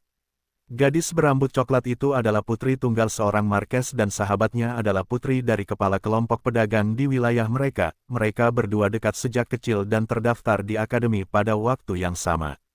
Gadis berambut coklat itu bernama Charlotte, dan sahabatnya bernama Annie. Bersama-sama, mereka memutuskan untuk merayu Carter dan menjadikannya suami mereka. Dengan bantuan mantra sugesti yang telah menguasai hati mereka, perasaan mereka terhadap Carter semakin tumbuh dari hari ke hari. Profesor, apakah Anda sudah memikirkan lamaran kita? Tanya Charlotte. Saya yakin dengan dukungan keluarga saya, Anda akan dapat memperoleh gelar bangsawan dari raja. Carter telah memikirkan lamaran gadis itu cukup lama dan tidak ada kekurangan sama sekali.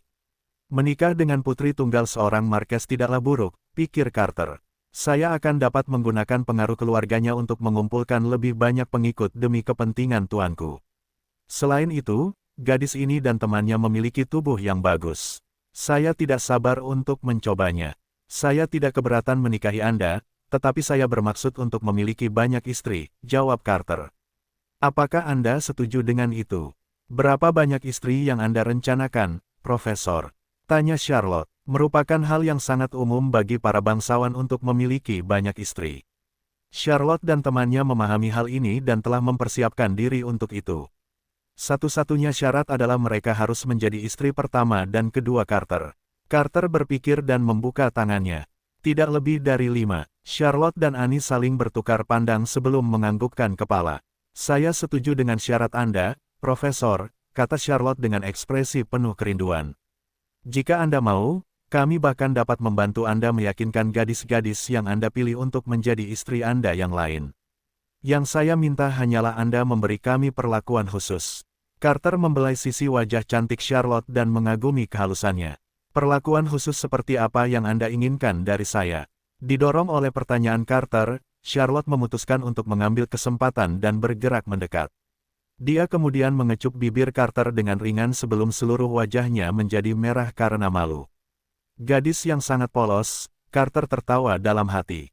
Saya akan meluangkan waktu untuk merusak kepolosannya dan menjadikannya budak setia saya. Carter meletakkan tangannya di belakang leher Charlotte dan menariknya mendekat. Keduanya bertukar ciuman ringan yang perlahan berubah menjadi ciuman penuh gairah. Profesor tampan itu juga menarik Annie mendekat dan menciumnya. Dia tidak bermaksud untuk merusak kedua gadis itu saat itu juga, karena dia tidak terburu-buru. Yang paling dia sukai adalah menghabiskan waktunya untuk merusak gadis-gadis yang tidak bersalah sampai mereka menjadi pelacur yang akan menggoyangkan pinggul mereka untuk memuaskan hasrat seksualnya. Suara ciuman bergema di dalam ruangan saat Carter mulai melatih kedua calon istrinya. Kedua gadis itu menatapnya dengan penuh kasih sayang dan mencium kedua sisi wajahnya secara bersamaan. Tanpa mereka sadari, iblis yang mengintai di dalam tubuh orang yang mereka cintai perlahan-lahan menodai hati mereka dengan kegelapan. Tanda hubung tanda hubung tanda hubung tanda hubung tanda hubung. Permen ini cukup enak, pikir Wendy sambil memakan permen yang diberikan oleh seniornya, Charlotte. Kakak Charlotte cukup murah hati memberiku selusin. Aku heran dari mana dia mendapatkan ini. Karena Wendy adalah perwira divisi sihir untuk tahun pertama, wajar saja baginya untuk berinteraksi dengan perwira divisi sihir lainnya, yang berada di tingkatan yang berbeda. Dia telah mengenal Charlotte selama 5 tahun dan telah bertemu berkali-kali di pesta yang diadakan untuk kaum bangsawan. Mereka bahkan berbagi 2 ekspedisi berburu bersama yang disponsori oleh ayahnya di kadipaten mereka sendiri. Saat dia memakan permen itu, dia merasakan sensasi sekilas melewati tubuhnya. Wendy tidak terlalu memikirkannya karena dia hanya merasakannya sesaat. Tubuhnya dengan cepat kembali normal, jadi dia mengira dia mungkin hanya membayangkan perasaan itu. Thor, apakah kamu suka permen? Tanya Wendy pada anak anjing di pangkuannya. Thor menggelengkan kepalanya sebelum berbaring dengan niat untuk tidur. Terserah kau saja, Wendy menyeringai sambil memakan permen lainnya. Aku penasaran kapan William akan kembali ke akademi. Kuharap dia baik-baik saja. Thor menguap dan mendecakkan bibirnya. Dia yakin bahwa, tuannya, baik-baik saja dan sehat. Bagaimanapun, mereka berdua memiliki ikatan yang kuat. Jika sesuatu yang buruk terjadi pada William, dia akan dapat merasakannya saat itu juga. Wendy memakan permen-permen itu sampai tidak ada yang tersisa. Entah mengapa, dia memiliki keinginan kuat untuk bertanya kepada Charlotte di mana dia mendapatkan permen-permen itu sehingga dia dapat membeli lebih banyak. Aku akan bertanya padanya besok, pikir Wendy sambil mengangkat anak anjing itu dan membawanya ke tempat tidur. Wanita muda yang cantik itu tidak menyadari bahwa mantra sugesti tertentu telah mulai mengakar di dalam hatinya. Wendy adalah salah satu kandidat yang dipilih Charlotte untuk menjadi salah satu pengantin Carter. Carter telah mengatakan kepadanya bahwa dia ingin menikahi gadis-gadis yang lahir dari keluarga bangsawan. Semakin tinggi pangkat mereka, semakin baik. Dibutakan oleh kegilaannya dan kekuatan mantra sugesti, Charlotte mulai membagikan permen Carter kepada para wanita bangsawan yang dekat dengannya. Satu-satunya pikiran dalam benaknya adalah jika dia harus berbagi calon suaminya dengan gadis-gadis lain, dia lebih suka membaginya dengan orang-orang yang dekat dengannya. Tanda hubung tanda hubung tanda hubung tanda hubung tanda hubung. Kerja bagus, kata William sambil menonton pertunjukan Aerial Knights-nya. Kalian semua istirahatlah selama 15 menit. Kita akan melanjutkan latihan setelahnya. 8 hari tersisa sebelum upacara pemberian gelar ksatria di Akademi Kerajaan Helan, semua anggota Angorian War Sovereign menjadi lebih mahir mengendalikan tunggangan mereka. Tentu saja, alasan utama mengapa mereka tampil dengan baik adalah karena para hipogrif tidak melawan perintah mereka. Bahkan ada saat-saat ketika binatang ajaib berimprovisasi sendiri untuk menjaga formasi tetap stabil. Komandan, aku belum pernah melihat formasi ini sebelumnya, kata Conrad sambil berdiri di samping William. Bahkan Brigade Griffon kerajaan kita tidak pernah melakukan sesuatu yang mirip dengan apa yang telah kita lakukan. William tersenyum puas saat mendengarkan kata-kata Conrad. Dia ingin menyombongkan diri, tetapi dia tidak tahu bagaimana cara mengungkapkannya dengan tepat. Lagi pula, bagaimana mungkin dia bisa memberitahu ksatria naganya bahwa pengetahuan yang dia bagikan kepada mereka berasal dari dunia lain.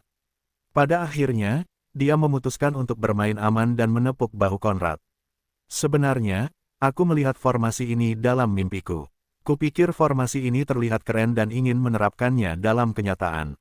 William hendak mengatakan lebih banyak ketika teman baiknya, Theo, datang menemuinya.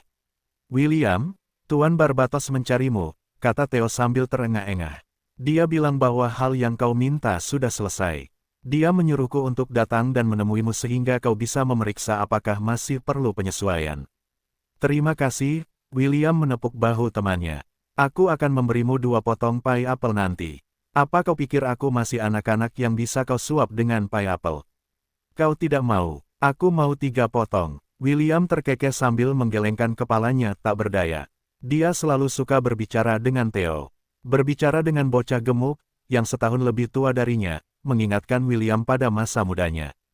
Tahun-tahun ketika dia masih polos dan tidak menyadari kegelapan yang telah lama bersembunyi di dalam hati orang-orang berbagai keluarga bangsawan dari seluruh kerajaan Helan, serta mereka yang memiliki pengaruh besar, semuanya berkumpul di Akademi Kerajaan. Hari ini adalah hari ketika Raja Kerajaan, Noah Ernest V. Helan, secara resmi mengakui kelahiran Ordo Ksatria baru. Saat ini, hanya ada satu Ordo Ksatria di Kerajaan Helan dan itu adalah Ordo Ksatria Gladiolus.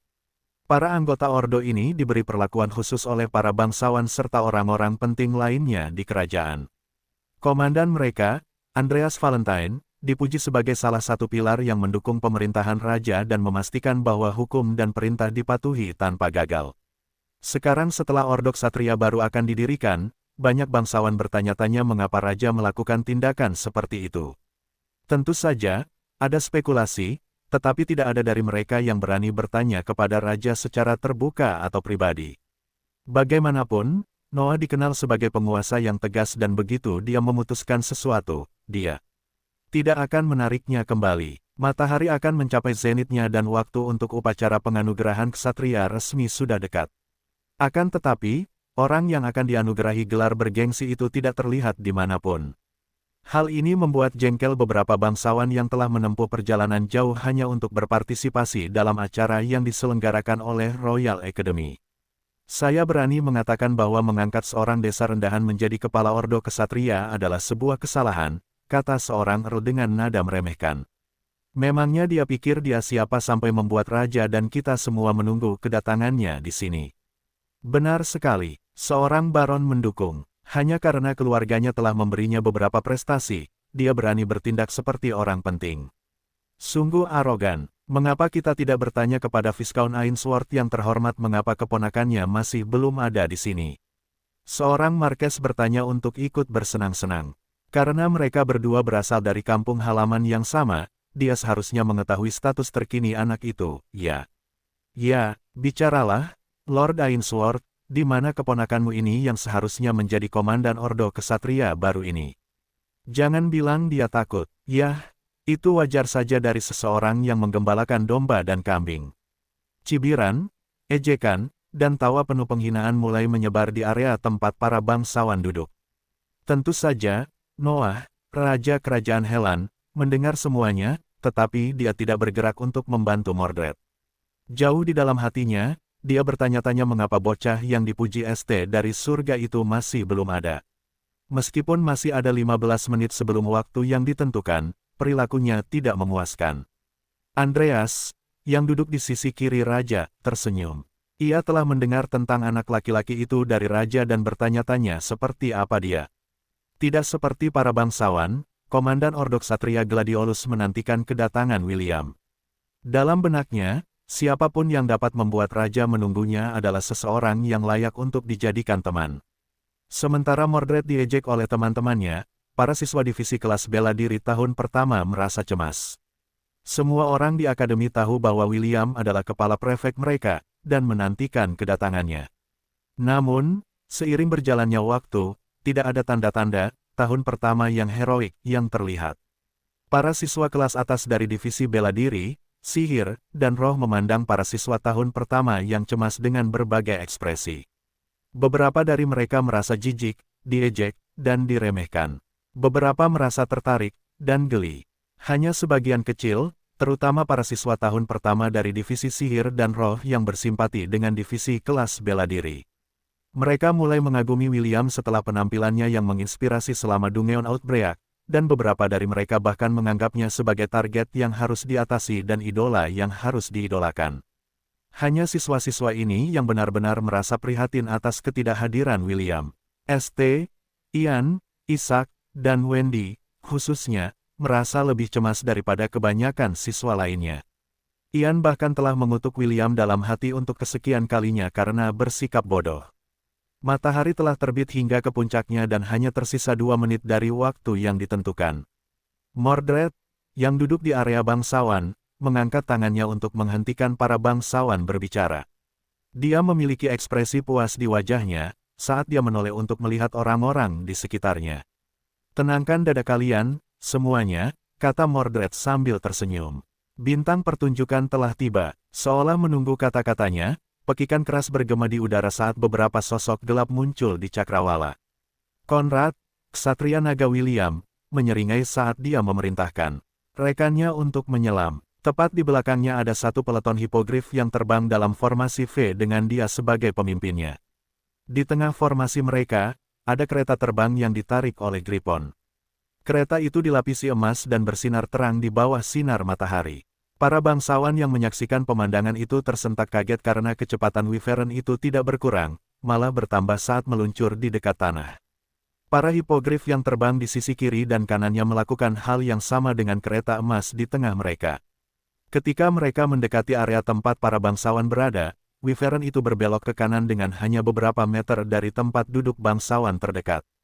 Hembusan angin yang tercipta oleh belokan tiba-tiba itu, dan suara menderu yang menyusul tidak lama kemudian, membuat para bangsawan yang duduk di paling depan hampir kencing di celana.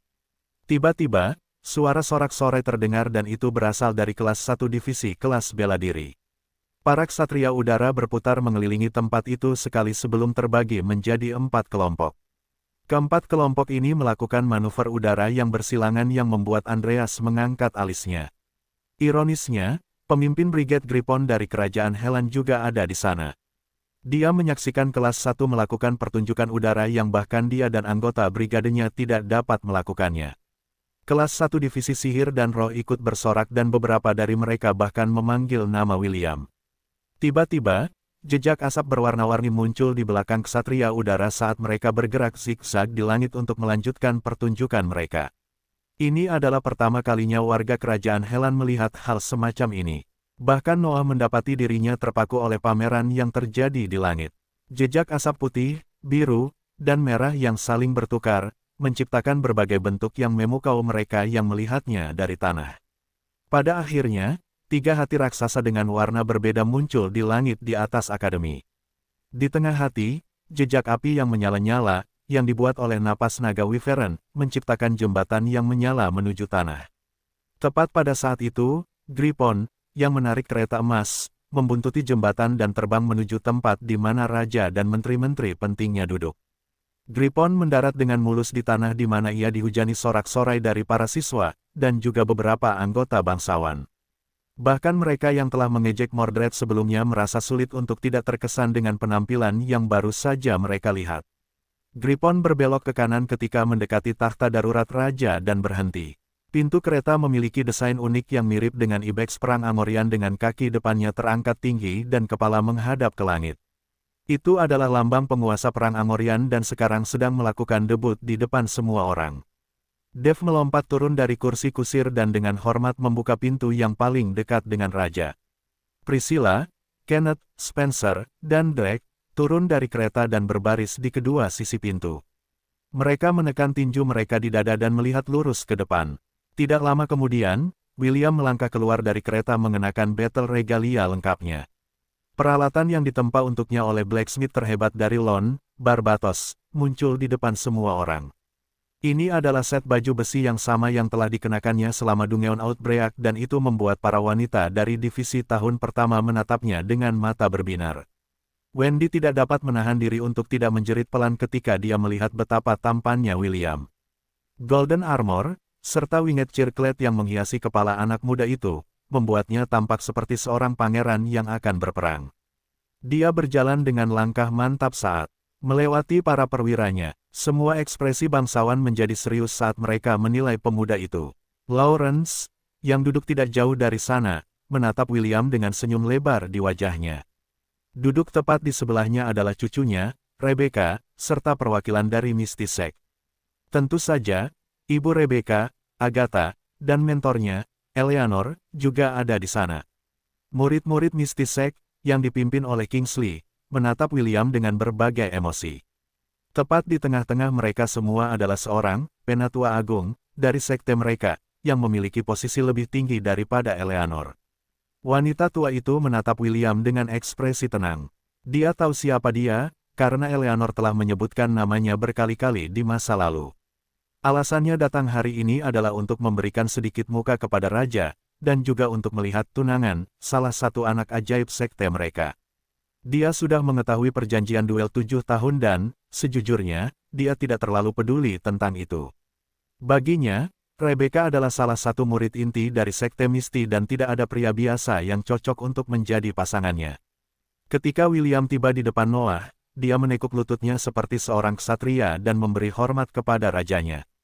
Hidup yang mulia, Raja Noah Ernest V. Helan, teriak William. Kemuliaan bagi kerajaan Helan. Petik 2. Hidup yang mulia, Raja Noah Ernest V. Helan. Kemuliaan bagi kerajaan Helan. Para bangsawan dan murid-murid mengulangi kata-katanya, saat mereka juga memberi hormat kepada raja mereka. Noah menganggukkan kepalanya untuk menghargai kinerja William. Jauh di lubuk hatinya, dia merasa sedikit lebih baik karena harus menunggu kedatangan kentang panas berambut merah, yang menarik perhatian St. Sang raja berdiri di depan William sambil memegang pedang seremonial di tangannya. Para siswa melihat pemandangan ini dengan rasa iri dan cemburu, karena mereka juga ingin diakui oleh sang raja dan diberi gelar bangsawan. Bisa dikatakan bahwa itu adalah impian setiap rakyat jelata, dan alasan utama mengapa mereka melakukan segala cara untuk mendaftar di Akademi Kerajaan Helan. Mereka berharap bahwa dengan memamerkan kemampuan mereka, sang raja akan dapat menemukan bakat mereka dan membawanya di bawah sayapnya. Pilihan kedua mereka adalah direkrut oleh salah satu keluarga bangsawan bergengsi dan melayani ahli waris mereka sebagai pengikut. Para siswa dari divisi kelas bela diri pertama merasa bangga dan, pada saat yang sama, menyesal. Bangga karena yang diangkat menjadi ksatria adalah kepala prefek mereka, dan menyesal karena mereka tidak secara resmi bergabung dengan ordo kesatrianya ketika ia pertama kali mengumumkannya. Saat itu, mereka mengira bahwa kepala prefek mereka hanya bercanda dan tidak serius. Sayangnya, ia tidak serius, dan binatang ajaib menakjubkan yang menjadi tunggangan rekan-rekan mereka membuktikan bahwa mereka telah membuat keputusan yang salah. Meski begitu, mereka masih cukup berharap bahwa kepala prefek yang terhormat akan memberi mereka kesempatan lagi untuk menjadi bagian dari ordo kesatrianya. Bukan hanya siswa bela diri tahun pertama, tetapi divisi lain di tingkat yang berbeda juga berpikiran sama. Menjadi bagian dari ordo ksatria memberi mereka kesempatan lebih tinggi untuk menjadi ksatria resmi yang merupakan langkah pertama untuk menjadi bagian dari lingkaran bangsawan. Matthew dan Leah saling memandang dengan penuh pengertian saat mereka menyaksikan William diangkat menjadi ksatria di depan semua orang. Mereka berdua sudah berdoa untuk jiwa-jiwa menyedihkan yang akan dibawa William di bawah sayapnya.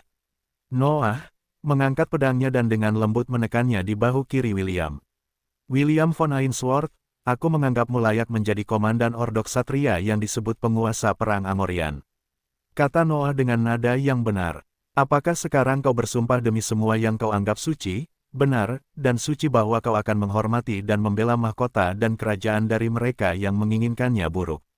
Aku bersumpah, jawab William.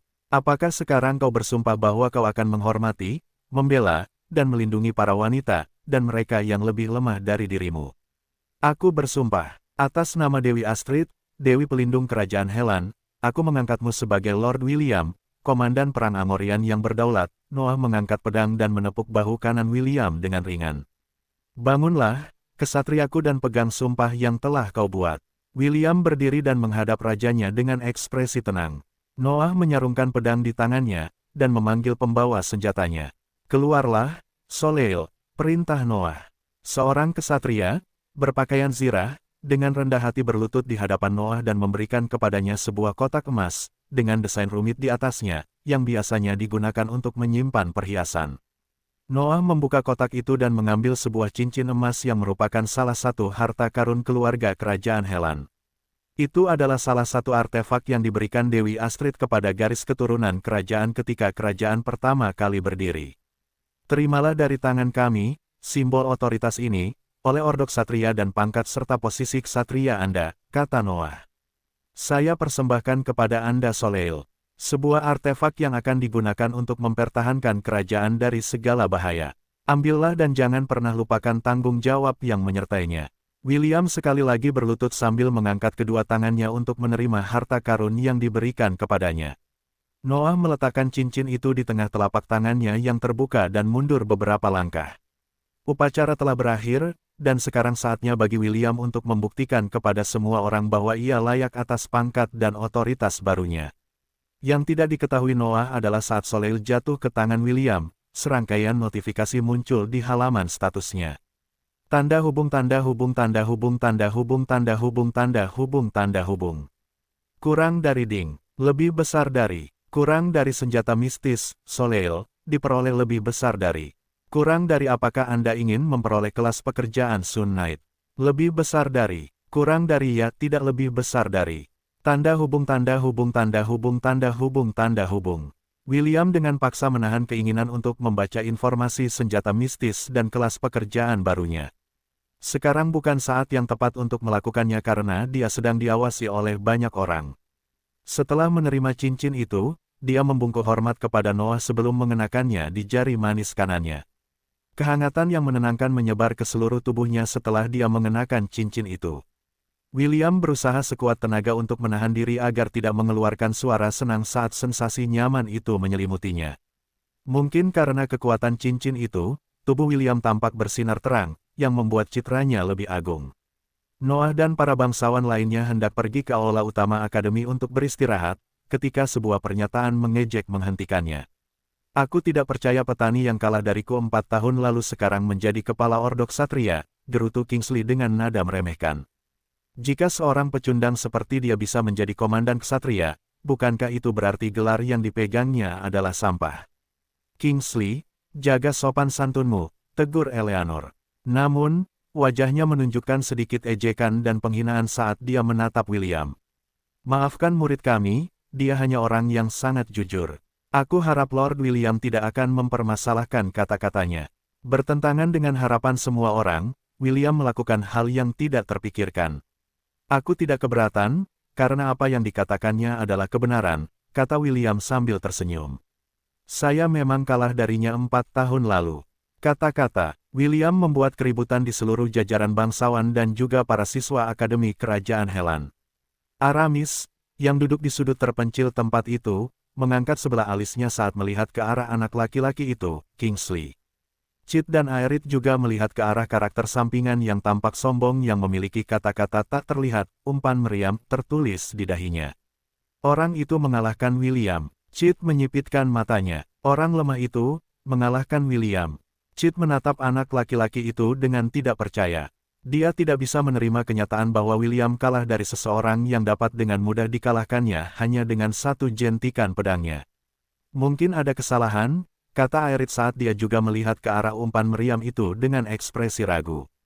Para anggota penguasa perang Angorian, yang secara pribadi telah menyaksikan prestasi luar biasa William, menatap komandan mereka dan murid Sekte Misti dengan tidak percaya. Setidaknya komandan ksatria yang baru itu jujur, kata Kingsley dengan nada sombong. Ya, bukankah itu lucu? Tanya William balik. Aku, si pecundang, sekarang menjadi komandan ksatria, dan pemenangnya, kau, hanyalah salah satu dari sekian banyak murid Sekte Misti. Sepertinya Sekte Misti adalah sekte yang sangat miskin dan menyedihkan. Mereka bahkan tidak bisa melihat bakat untuk memberinya penghargaan yang layak. Senyum William melebar saat dia mengejek anak laki-laki yang telah memainkan trik kotor dalam duel mereka bertahun-tahun yang lalu. Sepertinya para komandan ksatria kerajaan Helan kurang berkelas, komentar wanita tua itu, yang juga merupakan tetua agung Sekte Misti. Bagimu untuk mengucapkan kata-kata seperti itu terhadap salah satu murid kami, yang telah menang melawanmu dalam duel, kedengarannya agak menyedihkan, bukan? Ada apa? Apakah itu melukai harga dirimu ketika semua orang di sini mengetahui bahwa kau kalah dari salah satu dari sekian banyak murid Sekte Misti? Alih-alih marah, William hanya melirik wanita tua itu dengan angkuh sebelum kembali menatap Noah. Yang mulia, apa kejahatan menodai kehormatan seorang anggota Ordok Ksatria? Tanya William. Noah menatap William dengan ekspresi serius sebelum memberikan jawabannya. 50 cambuk dan denda 1000 koin emas. Lalu bagaimana jika orang itu seorang bangsawan? William bertanya dengan senyum jahat yang berteriak membunuh. Tatapan Noah menyempit saat dia menjawab pertanyaan William. Setiap bangsawan yang berani menodai kehormatan komandan Ordok Ksatria akan dilucuti gelarnya dan harta bendanya disita oleh kerajaan. Benar, William menganggukkan kepalanya. Bocah berambut merah itu kemudian menghadap Duke of the Rode Family saat ini dan menyeringai jahat. Apakah kamu mendengarnya, Adipati Rode yang perkasa? Karena kebodohan dan kesombongan putra Anda, gelar bangsawan Anda akan dicabut dari generasi Anda.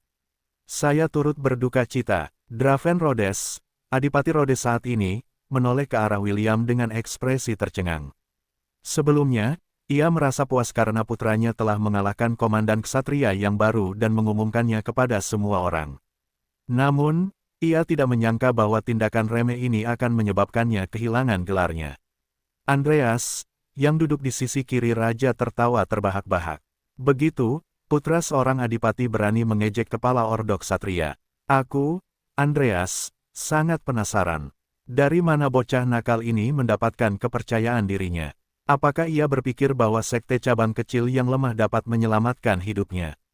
Andreas menyeringai jahat seolah-olah ia telah melihat orang yang sudah mati. Para bangsawan yang duduk di belakangnya tanpa sadar bergidik karena mereka teringat sebuah kejadian yang telah terjadi beberapa tahun yang lalu.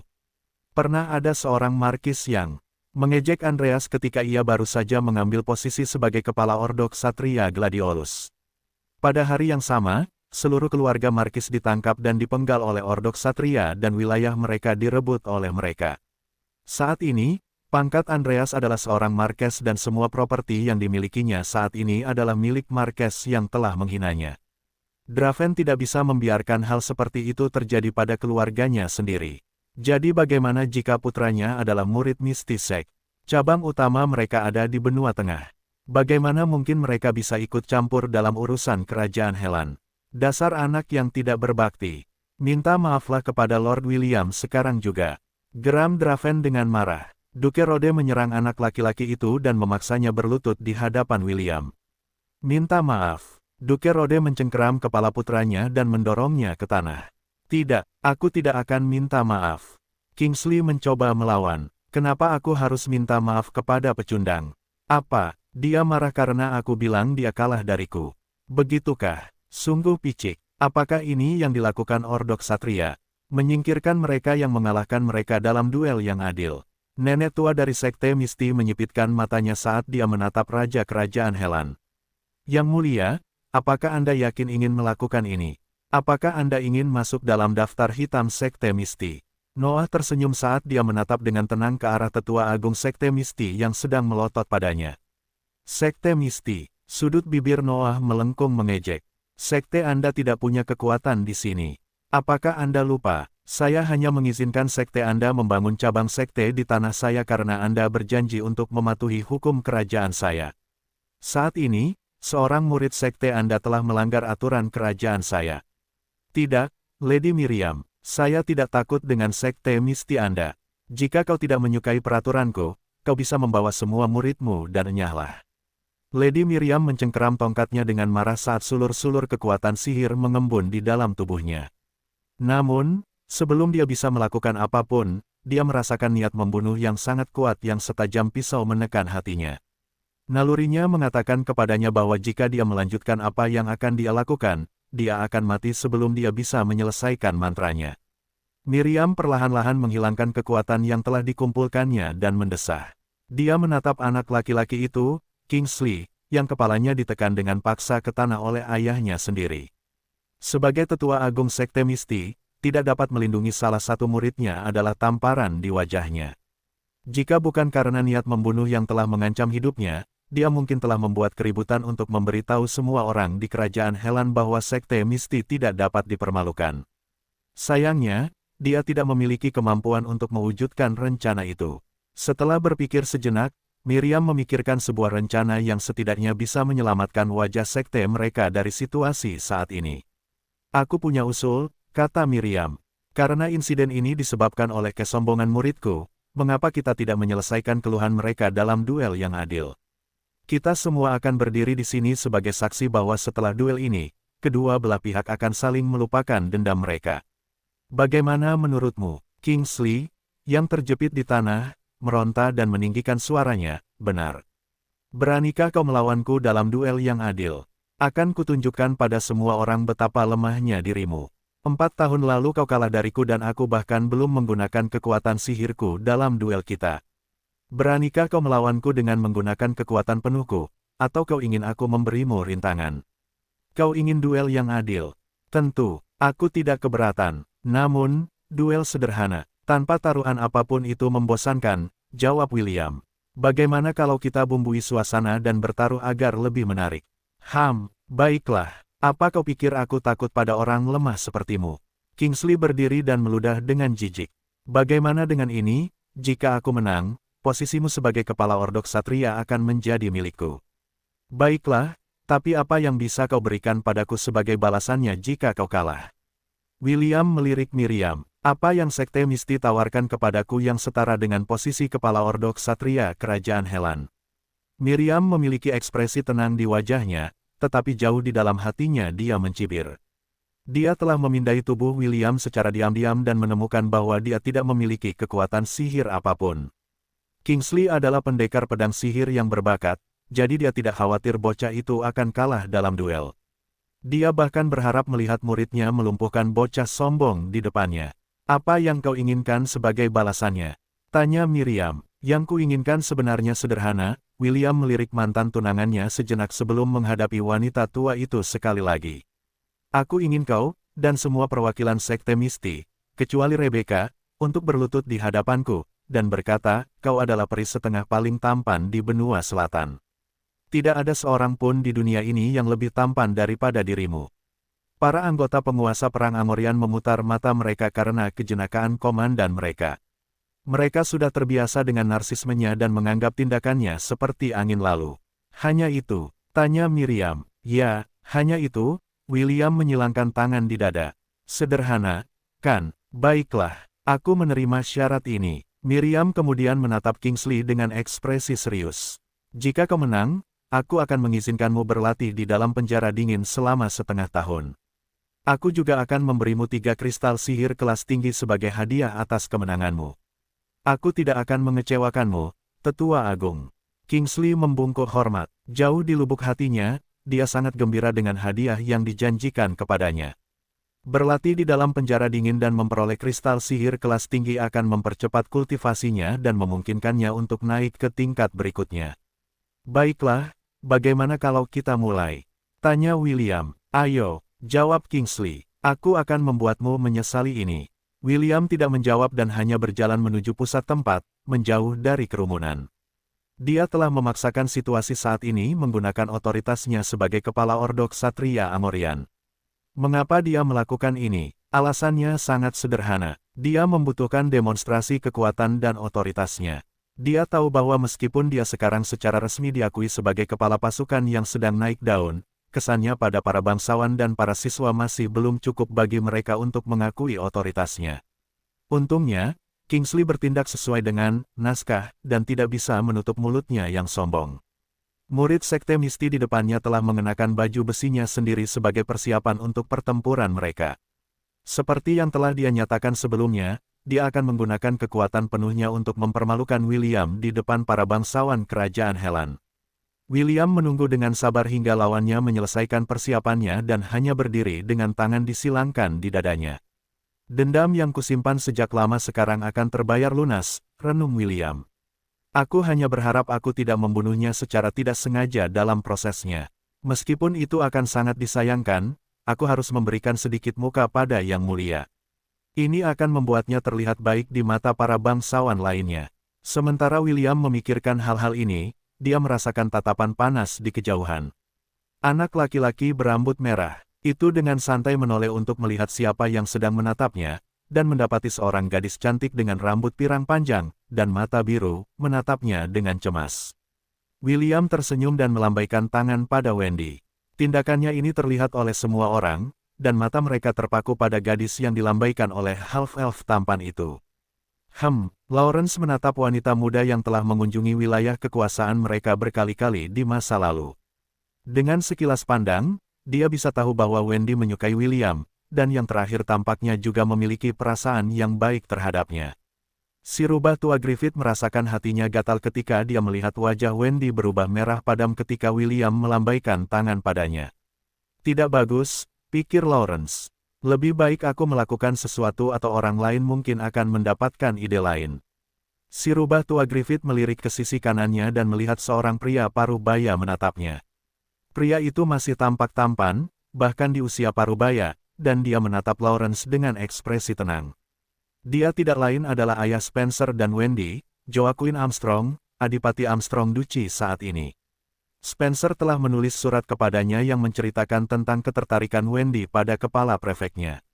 Alasan mengapa Joaquin datang ke akademi adalah untuk melihat lebih dekat anak laki-laki yang telah menarik perhatian putrinya dan melihat apakah dia calon yang tepat untuk menjadi menantunya. Kedua pria itu saling menatap selama setengah menit sebelum mengalihkan pandangan mereka untuk melihat kembali ke William. Keduanya tidak dapat membaca pikiran satu sama lain, tetapi satu hal yang jelas. Mereka akan melihat hasil dari duel ini terlebih dahulu, sebelum membuat keputusan akhir mereka. Petik 2. Aku siap, Kingsley mengumumkan. Mari kita mulai. Baiklah, William berdiri tegak dan meletakkan lengannya di sisi tubuhnya. Mari kita mulai, kau bisa menyerangku kapan saja. Jangan salahkan aku jika aku tidak sengaja membunuhmu, kata Kingsley. Sudah lama sejak aku menggunakan kekuatan penuhku. Jangan khawatir, bahkan jika kau bekerja sama dengan wanita tua dari sekte Misti itu, kau tidak akan bisa membunuhku. Apakah itu kata-kata terakhirmu? William tidak menjawab, sebaliknya dia menguap seolah-olah mengejek upaya Kingsley untuk mengejeknya. Mati. Kingsley melepaskan semua kekuatan magisnya dan mengumpulkannya di pedangnya, mewujudkan aura pedang. Fase terakhir, pemusnahan Phoenix. Kingsley meraung saat ia menyatu dengan pedangnya dan menyerang William seperti komet biru yang terbakar. Miriam mengepalkan tinjunya dengan penuh kemenangan karena Kingsley memulai gerakan terkuat ketiga dari Misty Sect mereka. Kekuatannya cukup untuk menciptakan kawah selebar 200 meter dan memusnahkan semua yang ada dalam jangkauannya. Ia tidak khawatir akan terjebak dalam tembakan kawannya karena para penyihir istana telah membuat penghalang magis untuk mencegah para penonton terluka. Kau akan membayar atas penghinaanmu. Miriam mencibir saat matanya terfokus pada bocah sombong yang akan mati dengan menyedihkan. Namun, apa yang dilihatnya membuatnya merasa ada yang tidak beres.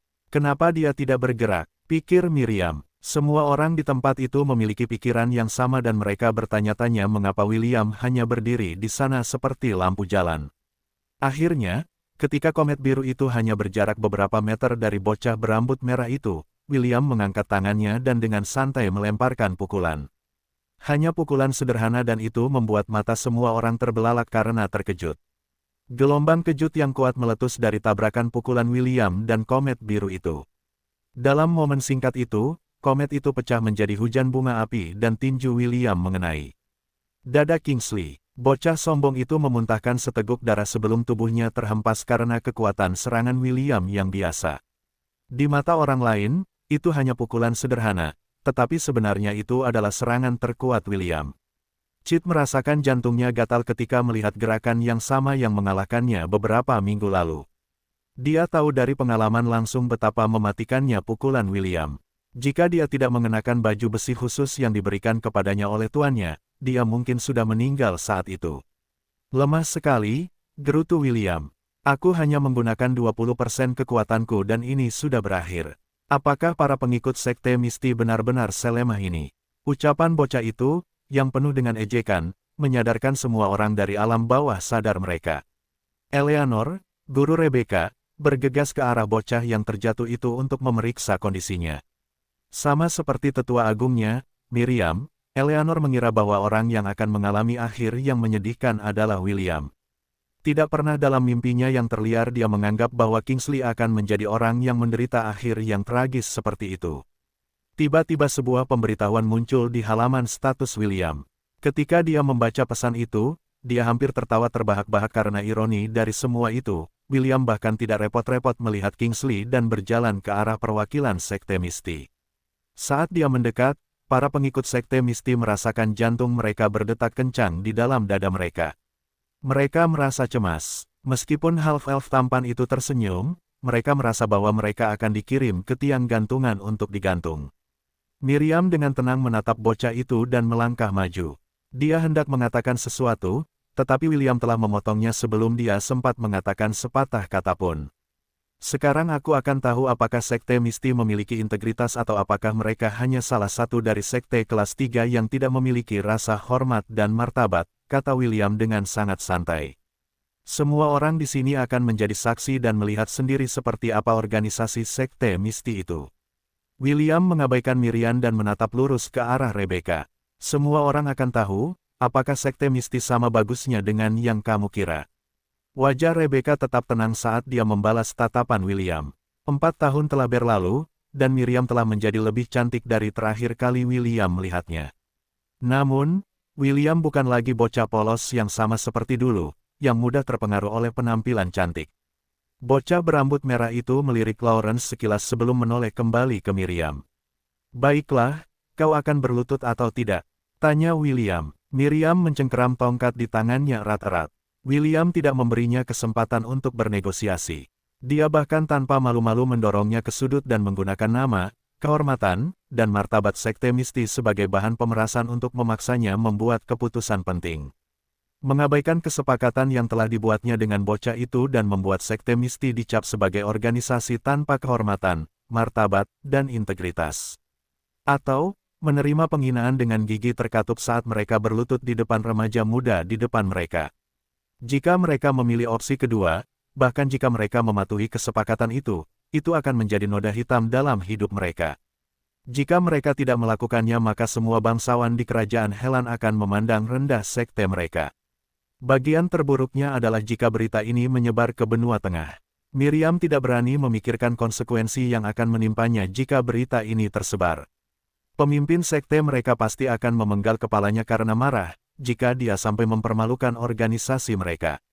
Para bangsawan kerajaan sedang menunggu keputusan Miriam, meskipun mereka tidak menyukai bocah itu, dan mereka memiliki konflik satu sama lain setiap hari. Dalam hal kekuatan eksternal, mereka akan selalu bersatu sebagai pilar kerajaan dan mengesampingkan perbedaan mereka demi kebaikan bersama.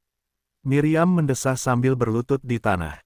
Dia telah menjadi tetua agung Sekte Misti selama bertahun-tahun dan tidak pernah dalam hidupnya dia dipaksa berlutut di depan seseorang. Biasanya, orang lain yang berlutut di hadapannya untuk memohon ampun. Terkadang, mereka akan memohon padanya, sambil berlutut, untuk meminta bantuannya. Saat lututnya menyentuh tanah, dia merasa seolah-olah dunia telah kehilangan warnanya. Para pengikut Sekte Misti dengan berlinang air mata mengikuti tindakan tetua mereka dan berlutut di tanah juga. Sebagai anggota Sekte Misti yang bangga, mereka tidak akan pernah berpikir bahwa suatu hari akan tiba ketika mereka harus merendahkan diri di depan orang lain. William menyilangkan lengannya di dadanya dan menatap Miriam seolah-olah dia sedang melihat seekor serangga. Miriam menatap anak laki-laki yang sangat diremehkannya. Half-elf itu tidak setinggi itu, tetapi untuk beberapa alasan, dia merasa seperti sedang melihat ke atas ke gunung yang menjulang tinggi. Gunung yang puncaknya tidak bisa dia lihat. Bibirnya bergetar saat dia memaksakan diri untuk mengucapkan kata-kata yang telah mereka sepakati sebelum duel dimulai. Kau adalah half-elf paling tampan di benua selatan, kata Miriam dengan gigi terkatup. Tidak ada seorang pun di dunia ini yang lebih tampan daripada dirimu. William menganggukkan kepalanya dan mengalihkan perhatiannya ke murid-murid Sekte Misti. Dia menatap mereka dengan ekspresi, apa yang kalian tunggu? Di wajahnya. Kau adalah half-elf paling tampan di benua selatan. Tidak ada seorang pun di dunia ini yang lebih tampan daripada dirimu. William mengalihkan pandangannya ke wanita muda cantik yang telah dikecualikannya dari berlutut di depannya. Yang disebut jenius yang lahir setiap 200 tahun. Gadis yang diminta kakeknya untuk menjadi tunangannya ketika dia masih bayi berusia 1 tahun. 3 tahun dari sekarang, aku akan mendaki puncak Sekte Misti untuk mencarimu, William mengumumkan. Akan kubuat kau mengerti bahwa di hadapan kekuatan yang absolut, bakat dan kecantikanmu tidak ada artinya. Alasan mengapa aku tidak memilih untuk membuatmu berlutut hari ini adalah karena kau juga seorang bangsawan kerajaan ini. Namun, 3 tahun dari sekarang, kita akan bertempur di wilayahmu sendiri. Cuci lututmu sampai saat itu. Aku akan memastikan bahwa kau berlutut dengan benar di hadapanku. William kemudian melirik ibu Rebecca, Agatha. Aku adalah seseorang yang menyimpan dendam, kata William. Aku akan memastikan untuk membalas setiap hinaan, setiap ejekan, yang telah kuterima 10 kali lipat. Cuci lehermu sampai saat itu. William tidak repot-repot menunggu jawaban Rebecca atau Agatha dan berjalan pergi. Dia sudah mengatakan apa yang ingin dia katakan, dan tidak ada gunanya tinggal di tempat ini. Griffon milik Dave, Leonhard, mendarat beberapa meter dari William, sambil menarik kereta emas. Half-elf itu hendak menaikinya ketika Noah mengingatkannya. Lord William, besok malam akan ada perjamuan yang diadakan di istana untuk menghormatimu, kata Noah. Aku akan menunggumu di sana. Dengan kemauanmu, yang mulia, William menempelkan tinjunya di dada untuk memberi hormat kepada Noah sebelum naik ke kereta. Dengan pekikan arogan, Leonhard berlari dan terbang ke langit.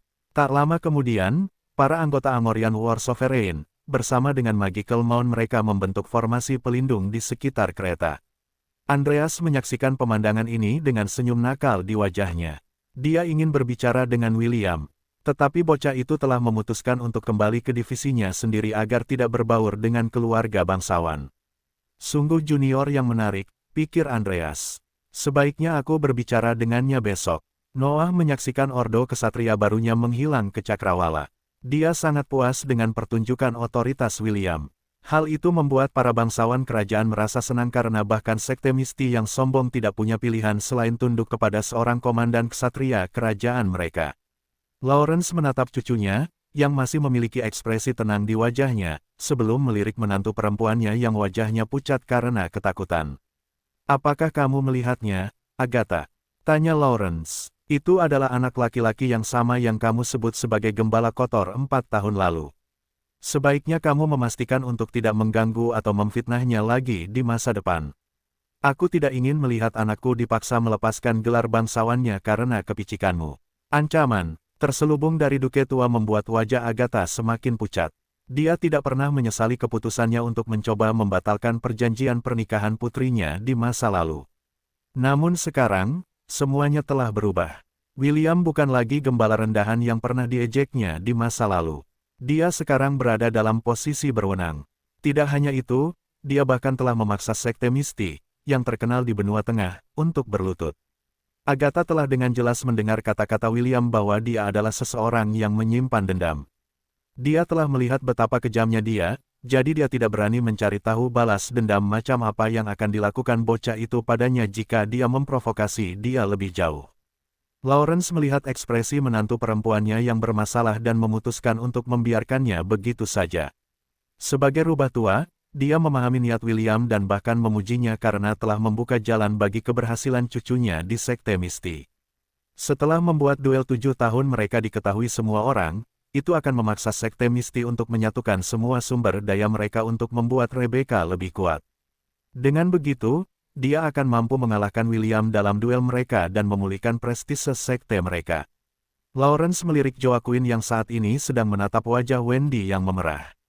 Wanita muda itu, yang seusia dengan Rebecca, jelas tergila-gila pada William. Pikiran licik si rubah tua mulai berputar.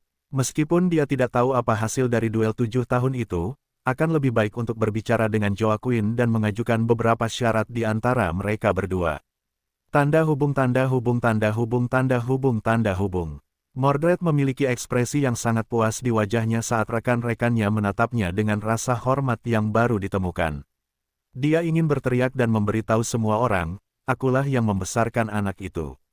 Dan kata-kata sombong serupa, tetapi dia tahu itu bohong, jadi dia tidak melanjutkan rencananya.